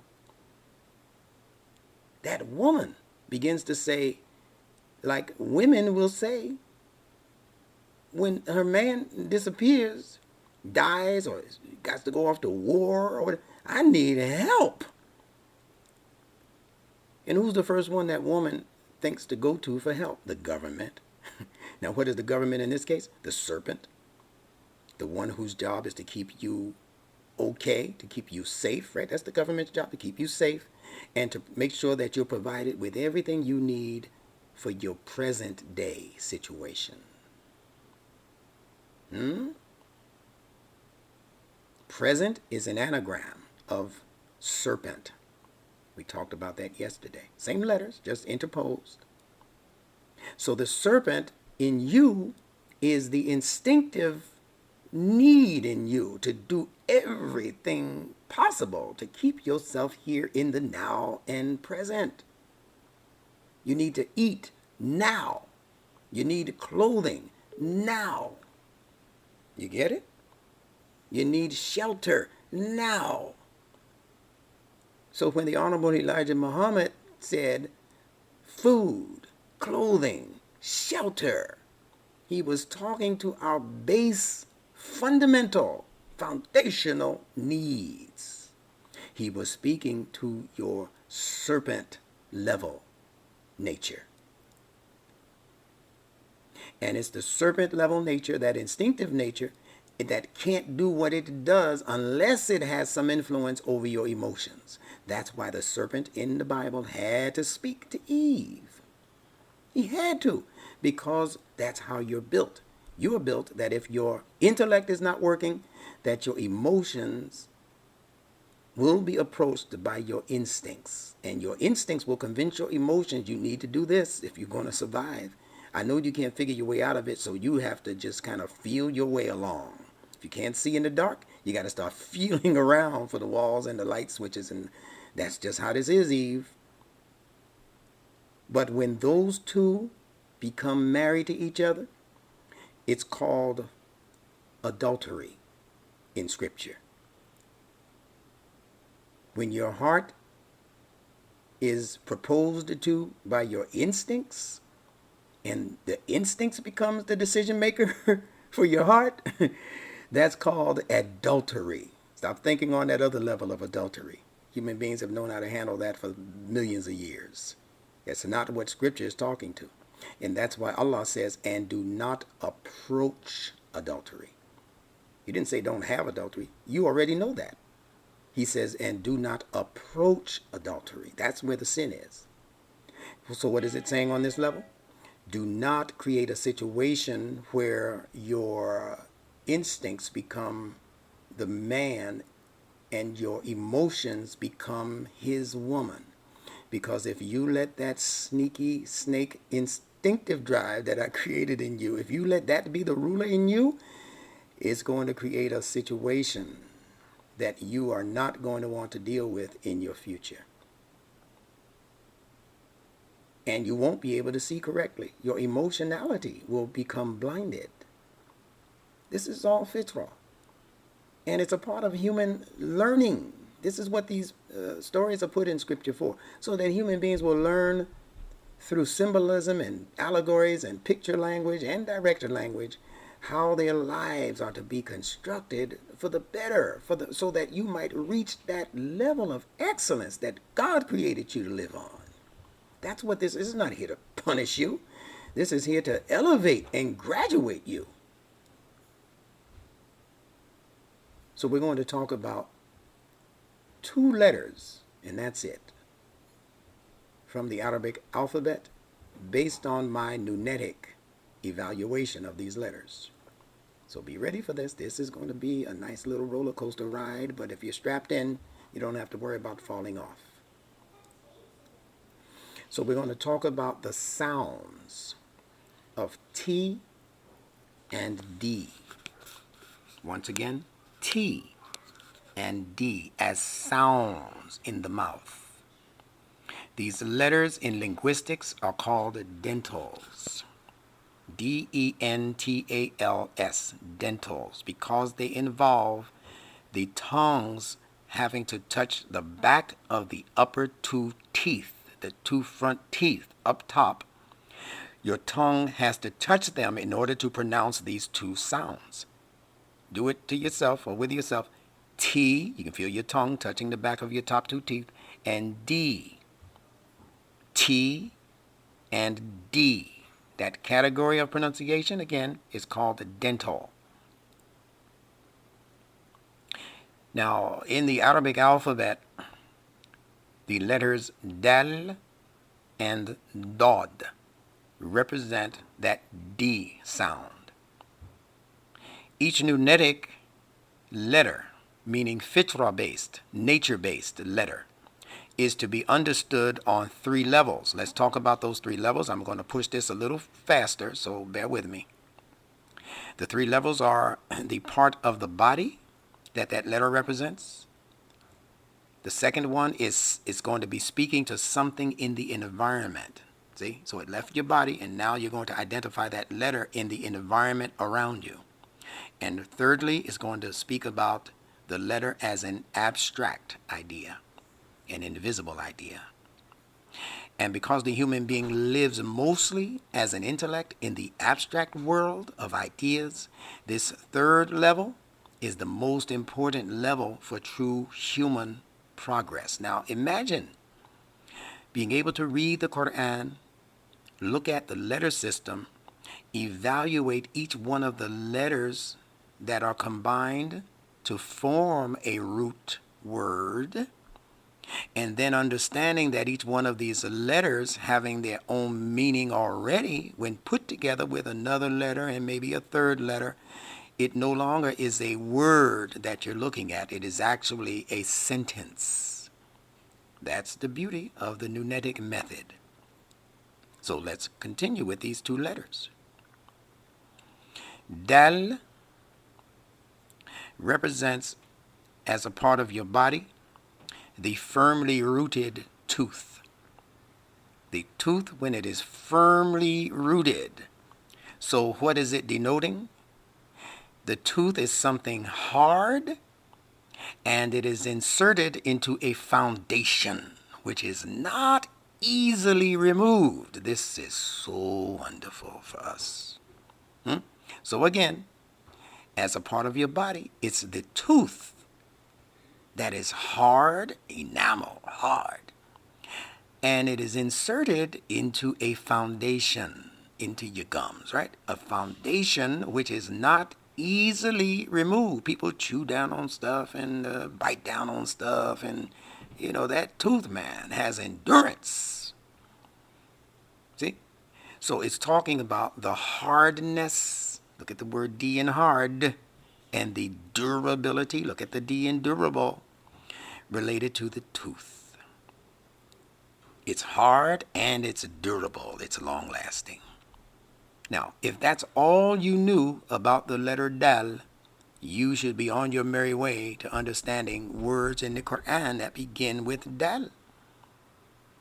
Now, that's just a part of the body that is related to. Let's talk about what that Dal is in the environment. Dal is a door that is firmly hinged. You see the connection? A door, not the one hanging off the hinges. That's not Dal. That's another letter.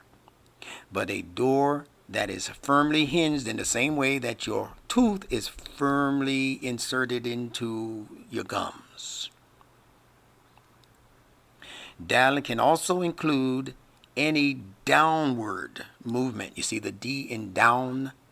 Any downward movement or movement towards a foundation or a secure platform. As in the English words dive and descend. You see those D's at work, moving downward towards a foundation or to secure a platform. The diver wants to dive into the water becomes the platform. The airplane wants to descend out of the air onto the track, onto the airport road, in order to secure itself, right? Now, as an example, in an Arabic word, we take the word dala, begins with dal, dala, and it means he lowered something, as in the lowering of a bucket. When you lower a bucket, the Arabs call it dala. Now, the Arabic phrase Din al-Fitra that we discussed earlier, Din al-Fitra, it means the religion of the originally created patterns, created that way by God. Din al-Fitra represents a religion or a way of life that has been patterned upon the same design. You see the D in design? And it's been patterned in the same design as all of God's created objects. Now let's look at the example of the picture of a half moon. One half of the moon is visible, while the other half remains invisible or mysterious. The capital English letter D captures the shape of a half moon perfectly. So for anyone who has been wondering why Mr. W.D. Farad carried that mystical, that's what they used to call it, the mystical letter D. Farad never said that the D stood for anything. Not in his work. Other people have surmised that it must have been Daoud or probably Dal or something. They didn't know. He kept it D and he passed it down to Wallace D. Muhammad, the son of Elijah and Clara Muhammad. He told them, when this boy is born, you're going to have a boy. He told them that, and there was no machine to prove it. There's no, now they put you under whatever that is they call it, that you can see the baby moving in the mother. They didn't have that in 1930, 31, 32, 33 when Farad was teaching Elijah Muhammad. But he said, it's going to be a boy. Name that child Wallace after me. So we know what his first name was, Wallace D. Farad. Later called himself Wallace Muhammad, Professor W.F. Muhammad, Wallace Farad Muhammad. He called himself, he had about 40 different names, believe it or not, aliases. But when he first appeared, and in the works of most of his popular lessons and that kind of thing, he used the name Wallace D. Farad, spelled F-A-R-D. And there's a D in that, isn't there? Right? He was setting a foundation. And see, the other thing you need to understand is that humans are not, it's not that we're so genius oriented that we plan these things meticulously like this and we make sure there's a D in the name and we make sure that, we want to show the world how wise we are, so the words we choose, are going to have a D in it. So that's not what's happening. What's happening is that no matter how much humans scheme, Allah says he's the best of schemers. So it's Allah. You think you're the one making the moves, making the decisions, and it's really Allah. That's why he told Iblis, well, go on, man. That plan sounds good to me. Iblis said, I want permission to do my thing. And Allah said, well, so be it. Allah said, that kind of sounds right. That sounds like that'll work. So go ahead and do that. Because Allah is always in control. So when they name these things after these letters and things, it's not that they're intentionally giving away their plan or their scheme. It's that they can't help but weave that logic and those frequencies into their scheme. Because Allah has designed language and letter sounds to represent certain things in the psychic makeup that when you hear it, you unconsciously make the decision to use that. You don't even know why you're doing it. This is why we can trace every scheme back to its letter system, back to the words that we use, the popular phraseology, and you begin to look at that phraseology and say, even though they said they were heading in this direction, their language says that they were headed in that direction. Imam Muhammad had this ability. Instructor Bilal has this ability to look at language and tell what the trajectory was beneath the surface of their statements.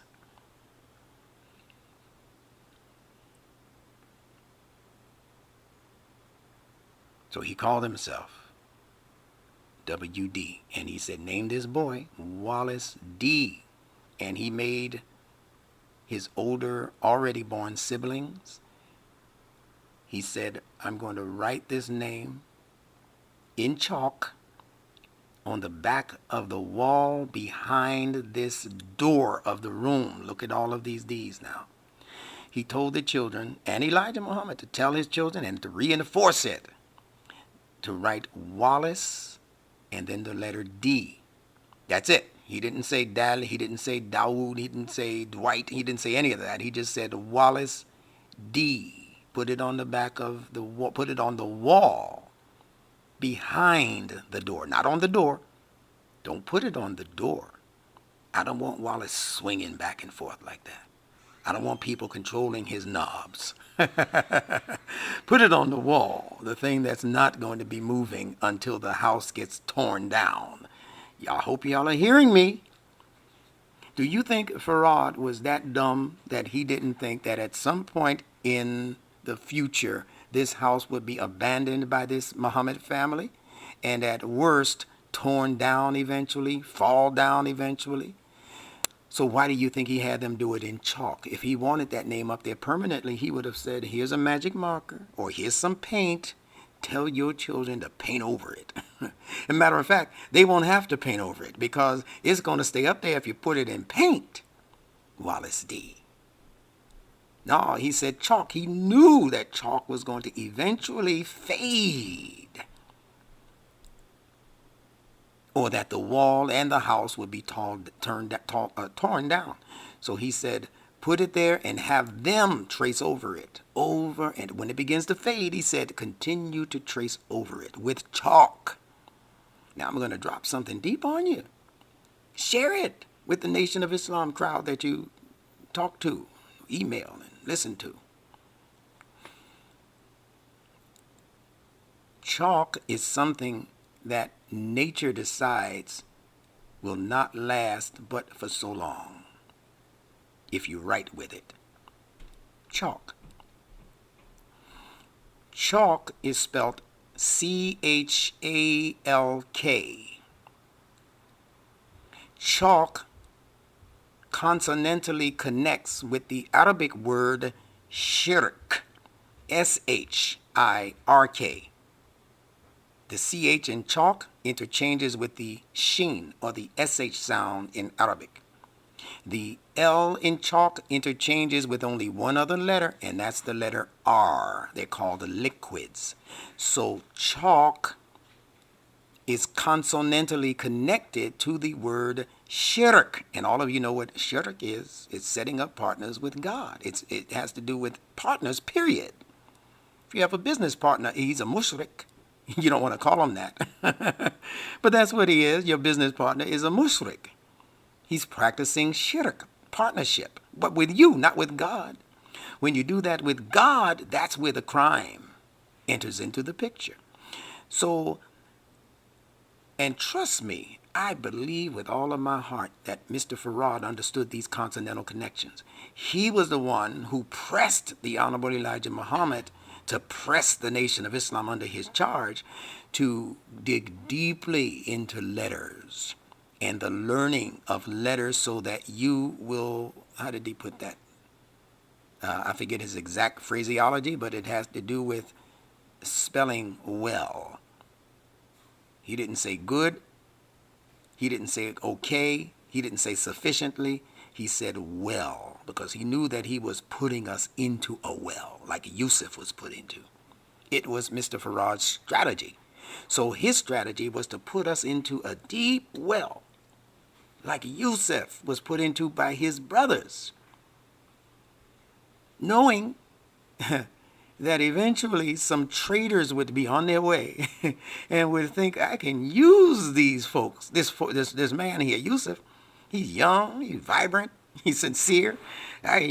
All of that is built into the story of the Nation of Islam, and it's built into the story of any people in history that have emulated that particular template.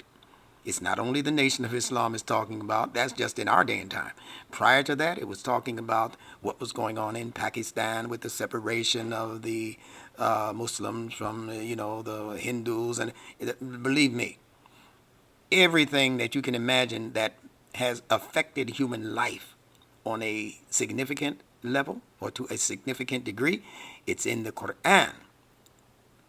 That's why Imam Muhammad was able to go into that Quran and say that the boys in the story of Musa and the wise man, he's telling them the story about the child and the inheritance behind the wall. You see the wall there also? That was for their time.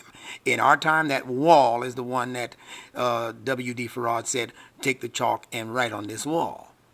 And the people who were at that scene of the children, the Musa kept saying, you're doing wrong. This is not just what you're doing here. And that's what they said about Elijah Muhammad and Mr. Farad. What you're teaching is not just. That's not Islam. No, we're not supposed to inherit that. No, you're supposed to inherit what's beneath the wall. So my estimation about that story about the chalk in the wall is that Mr. Farad was knowingly putting us in a situation where shirk would be what he wanted us to trace over and over again, knowing that shirk would eventually fade away from his teachings. He knew that.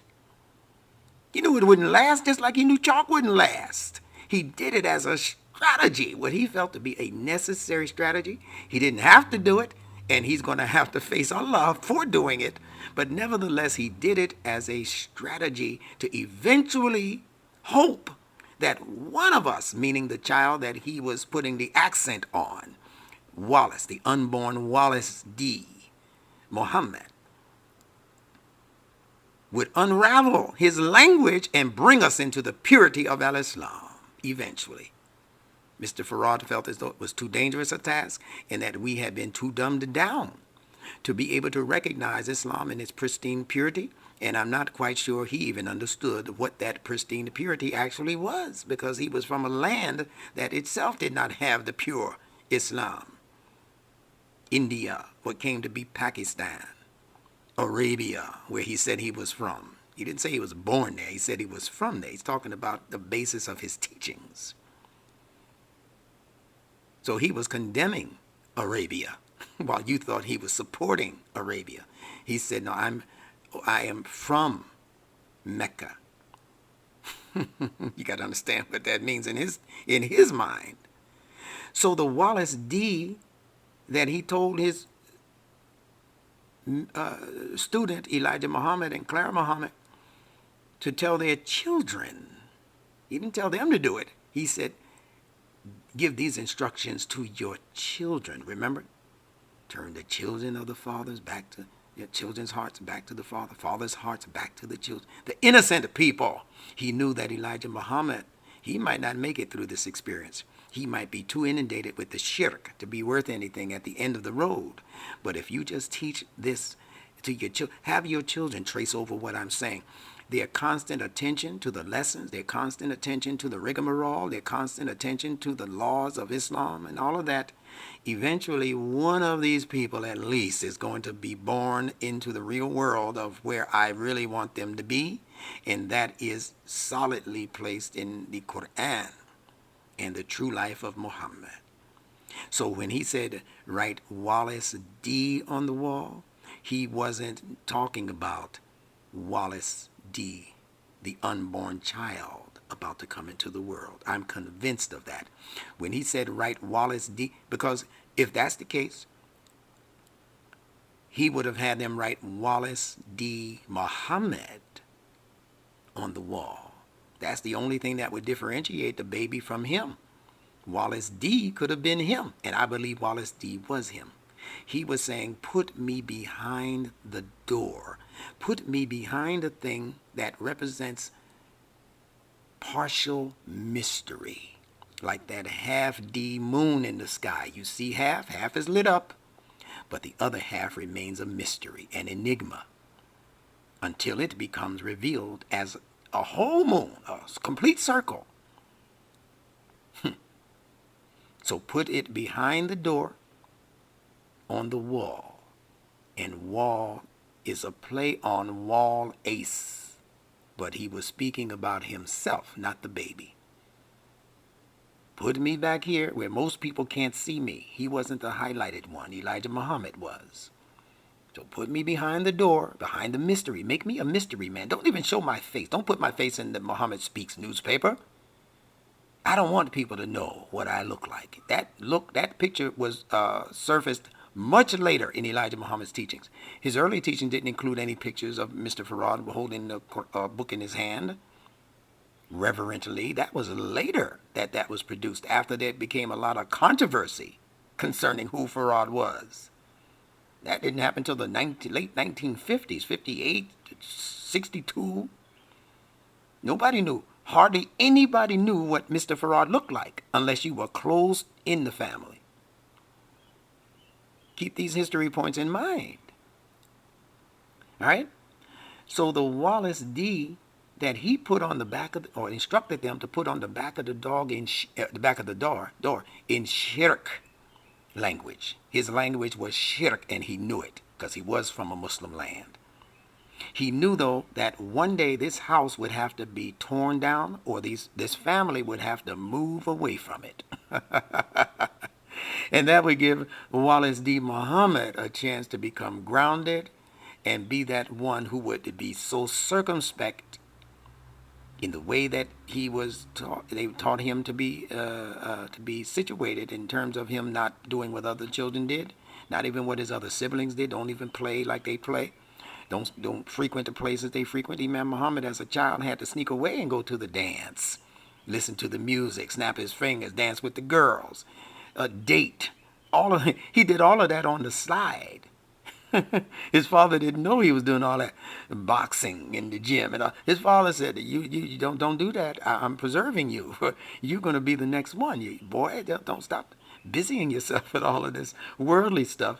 You have to." Yeah, I'm just here to save a baby from a fire. I need somebody to come after I put this fire out. I need somebody to come and teach them Islam. So I don't even want you reading the Bible, son. That's what Elijah Muhammad told Wallace. You don't read the Bible. You read the Quran. He said, you don't even get so much involved in Farad's lessons and all of that stuff. That's not for you. You stay in the Quran, son.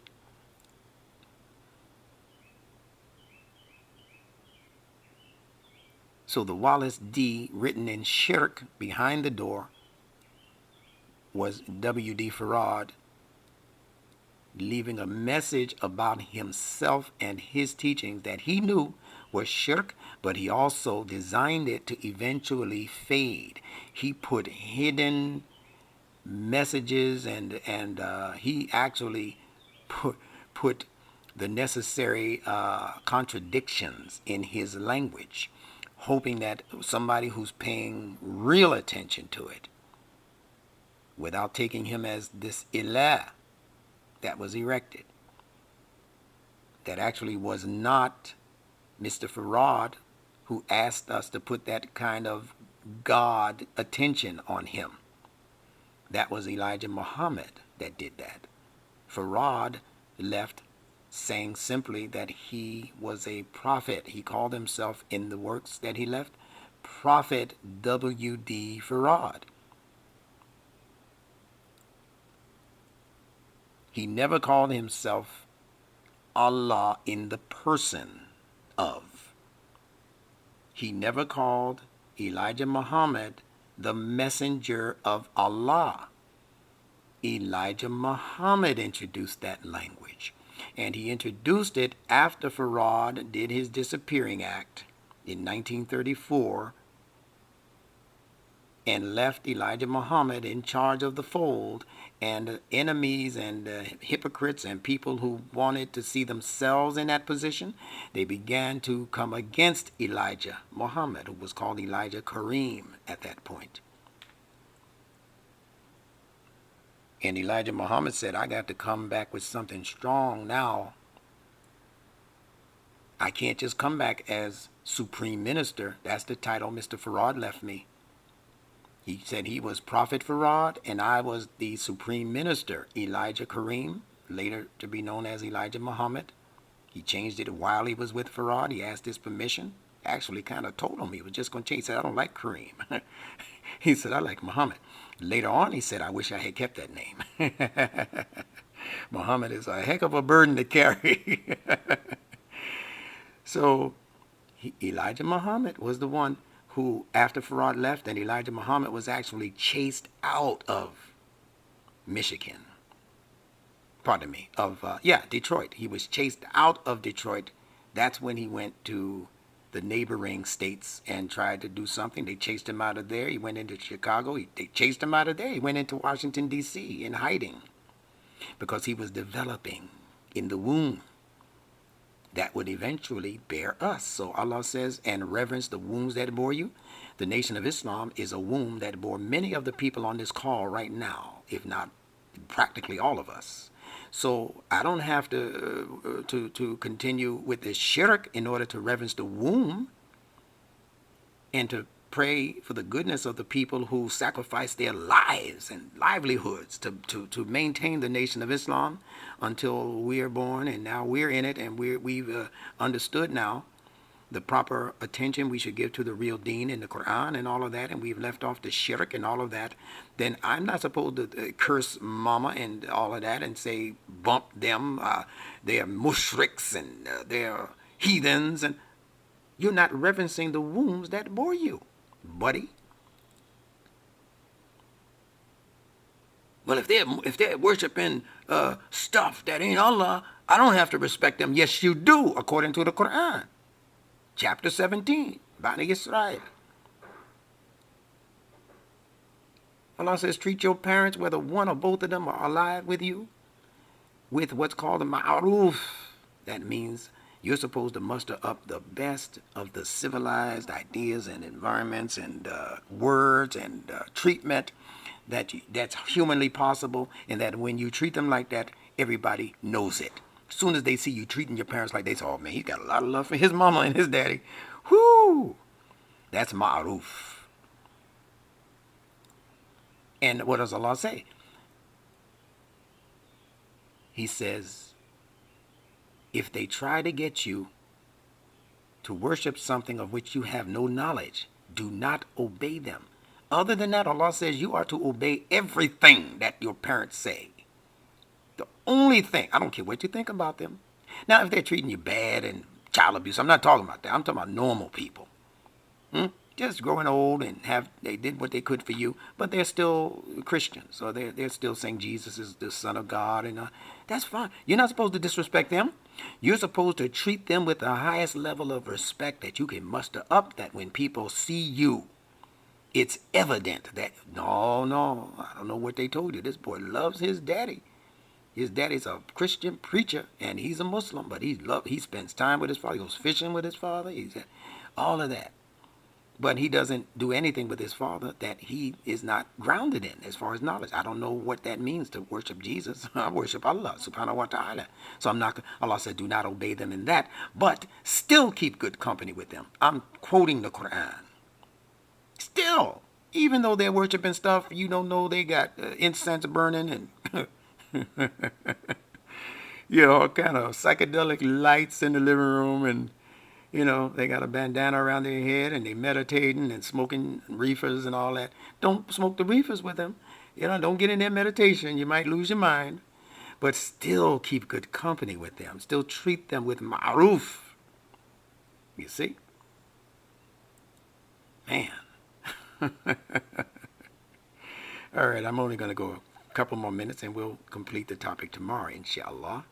But I just want to make sure you're understanding this. So Elijah Muhammad decided to change the language, to change the frequency signature. And he said that no, that man, you might not have known it, but that man was Allah in person, using my Elijah Muhammad voice. And he said, and I am not just some flunky, I am his messenger, so refer to me as the messenger of that one, Allah, in the person of Master Farad Muhammad. Once again, my Elijah Muhammad voice. So the reason why the Honorable Elijah Muhammad had to do that in his mind was because the people were not respecting his office of leadership. So what he decided to do was just bump that leadership up a few notches. I'm not just the supreme minister, I'm the messenger of Allah. He's not just a prophet fraud, he is in disguise. He came in under the guise of darkness and all of that, but he's really Allah in the person of Master Farad Muhammad. Now, it's tricky language. That's not the important point. The important point, as I said earlier, is that these situations happen over and over again in history. And it's done for the same reasons, that people are not respecting your leadership, so you decide to bump up your frequency on those people. When did that happen prior to this? Many times, but I'm going to give you a prominent time in history. It happened when Muhammad the Prophet passed. And the ones who were called the Sahaba, Umar, Uthman, Ali, Abu Bakr, they were just Sahaba when the Prophet passed. But the people were not respecting their leadership. They were not called caliphs. They were not called khalifas. They were called the companions and mu'min, the believers. They were one for in hundreds of thousands of people who accepted the religion. They were just among the first. Muhammad the Prophet never called them. I don't care what you read in the hadith, you got to find it for me in Al-Quran. He never called them. The word Khalifa is mentioned in different places. It's mentioned for Dawood, the Prophet Dawood was a Khalifa, and it mentions the conceptual Khalifa that Adam was to become. And therefore humanity as an inheritance was to come into that Khalifa role, the custodian role. Every one of us is supposed to be a cleanup guy and girl. You're supposed to constantly be looking for the improvements to be made on the facility. What is the facility? Deen al-Fitra. That's where you live, right? Well, that's where you're supposed to be looking to clean stuff up. So what happened with the Sahaba? They did the same thing Elijah Muhammad did. So how can they accuse Elijah Muhammad of lying and tricks and all of that? If they do, they have to accuse the Sahaba, the close companions of Muhammad, of the same treachery or deceit, if not treachery. They're the ones who said we need to start calling ourselves Khalif, because if we distinguish ourselves above the average one of these companions that think they can do as good a job as we, if we just do something in the language to change the frequency modulation, we can last. They're trying to kill us, and they did. They killed Ali. There's another one. They were killing these people because they didn't believe they were supposed to be the leaders after Muhammad. So they said, we're going to up the ante. We got to bump up this frequency, y'all. So they did the same thing. Elijah Muhammad, I'm not saying he got it from that, but it's just a thing in nature to do that. To present yourself as Father Divine, as Daddy Grace, as some unusually powerful or insightful or mysterious guy or girl, so the people it would be easier to get those people to do what you're asking them or telling them to do, because they feel like you have some connection to the divine that they don't have. White folks did it with the white Jesus and the white Mary and the white God. They did that, so we would look at it, and every time we looked at a white face or the white man, even if he was over us as a tyrant, as a murderer, the subconscious mind would see God. If we do something against this man, if we rebel and revolt and all of that, we are actually rebelling and revolting against God. We can't afford that. That's not in your conscious mind. You can be black power, brother, but still have that fear of white man in your subconscious mind. And put white man in quotes. So they did the same thing with their race. They bumped up their race at the behest of the people who taught them, who were mostly from the Jewish community of scholars, not the people, of the scholars. They introduced that idea of the white Christ, the white Mary, and behind the scenes, the white God. That's logical deduction. If Mary's white and Jesus is white, then whoever the father figure is, they say God, he's got to look white also.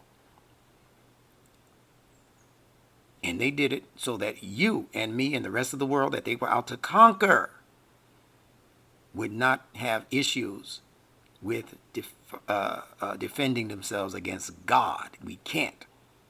That's how a smaller people in the world became the majority, and the majority of people became known as the minority. Tricks in the language is what I'm talking about.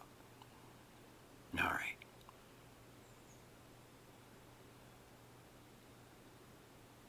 So D represents partial mystery. Some of it is in the open, you can see it, but some of it is behind closed doors, and you don't know it. You can't see it. You can't follow it because it's unknown. You know, there's an Arabic word for studying called darasa. That means he studied. Darasa. Dal. We're still talking about the D. Now, when you study is connected to learning, and learning is the act of coming to know things that were previously unknown or in the dark. You see the connection with the dal in darasa? We call our schools madrasa. That means that children come into the school in the dark when it comes to these subjects and this knowledge. And then they leave as full moons. The knowledge is what is progressing the minds of these children. And remember, the word mind is connected to the word moon. The word min in Arabic is an ancient word for a moon god in Arabia. That moon god was called Min. They named the moon after the word Min, and then they slapped a D on the end of Min, and they called it mind because they believed that the mind reflected the light of knowledge in the same way that the moon was reflecting the light of the sun, a greater source of light. So they said the moon's light is just a reflection of sunlight. And the human mind is just a reflection of knowledge that they're learning in the culture, in the society. Remember, the sun is a symbol of social logic. So whatever you're learning in the society as social logic, those are the only things you can be thinking about or contemplating. That's the mind, reflecting on what you're learning from the environment, beginning with your family and your neighbors and school and job and all of that. That's all your mind has to deal with or to work with. So that's how the word mind came here. It came from Min, the moon god. The mind reflects knowledge like the moon reflects sunlight. The moon pulls on the tides of the oceans and waters on earth, and the reflective mind, when it reflects, is going to begin to want to make moral choices about things. I've been thinking about this. We should get married. That's your mind and its ability to reflect. That's your mind pulling on your emotions now. You're starting to feel a certain way about this girl. You've been dating her, or your guy, you've been dating him. Now your mind, because it's reflecting on its future, hey man, we better get married. I don't hope nobody else come along and scoop you up, as fine as you is, smart as you at, whatever. So that's the mind doing. It's doing exactly what the moon does, and the mind grows in phases like the moon grows in phases. From baby to adult, and then Allah says that the mind of the human being begins to wither until it becomes like a dried up date stalk. loses its water content, its ability to think morally. And then other people have to come in and start thinking for you. You got Alzheimer's, or you just forgetful or whatever. Where did I put my glasses? Dad, come on now. Your glasses are right there on top of your head. Oh, yeah, okay, all right. See? So all of these things are related to the fitra, is my point. All right. So I'm going to stop my treatment of this subject, and we're going to do part 3 of the women and how they're viewed in Scripture, both the Bible and the Quran, using the Nunetic method, and then we're going to reconnect all of it on the day after tomorrow. We'll reconnect all of this back to Surah Naba, the great news.